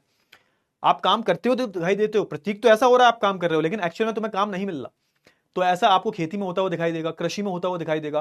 फिर होती है हमारी मौसमी बेरोजगारी, के साल के कुछ महीने ऐसे आते हैं जब आप निराई पिराई जुताई वगैरह कर देते हो, बो देते हो बीज वगैरह, फसल के पकने का जब आप बोल सकते हो इंतजार करते हो, तो उस कुछ समय के लिए आप जो है बेरोजगार हो जाते हो, कुछ समय के लिए आप बेरोजगार हो जाते हो, उसको हम मौसमी बेरोजगारी बोलते हैं। ये भी आपको कृषि में देखने को मिलती है। आखिरी मैंने बताया आपको शिक्षित बेरोजगारी, कि आप शिक्षित हो आप, है ना, लेकिन आपको अपनी शिक्षा के अनुसार जो काम जब नहीं मिल पाता तो उसको हम शिक्षित बेरोजगारी बोलते हैं। क्लियर हुआ? हाँ है ना? फटाफट से बताओ। ये हमने आज जो है पढ़ लिया। क्लियर हुआ? इसी के आप देखोगे इसी के साथ हमारा जो पूरा है ना, इसी के साथ हमारा जो पूरा आप बोल सकते हो कि आज का जो कार्यक्रम था वो खत्म हुआ भाई। सर एक शायरी, क्लियर हुआ? अरे ठीक है कोई बात नहीं, अरे ठीक है यार, तुम पोल को लेके इतना सीरियस काहे हो जाते हो भाई? चलो कोई बात नहीं, एक तुम्हें तुम्हारा मूड ठीक करने के लिए एक थोड़ी सी एक शायरी सुना देते हैं, हिम्मत के ऊपर है शायरी। चलिए, तूफान चाहे कितना भी तेज हो, थोड़ा सा मोटिवेशन आ जाएगा, तुम थोड़ा सा परेशान हो गए ना, कोई बात नहीं। तूफान चाहे कितना भी तेज हो, हौसला अगर बुलंद हो तो मंजिल जरूर मिलेगी। तूफान चाहे कितनी भी तेज हो, हौसला अगर बुलंद हो तो मंजिल जरूर मिलेगी। हिम्मत से हर मुश्किल से हिम्मत से हर मुश्किल का सामना करो, हिम्मत से हर मुश्किल का सामना करो, क्योंकि हर मुश्किल के बाद कामयाबी आपको जरूर मिलेगी। ठीक है ना? तो इसी के साथ हम अपनी इस क्लास को खत्म करते हैं भाई, खत्म करते हैं बिल्कुल।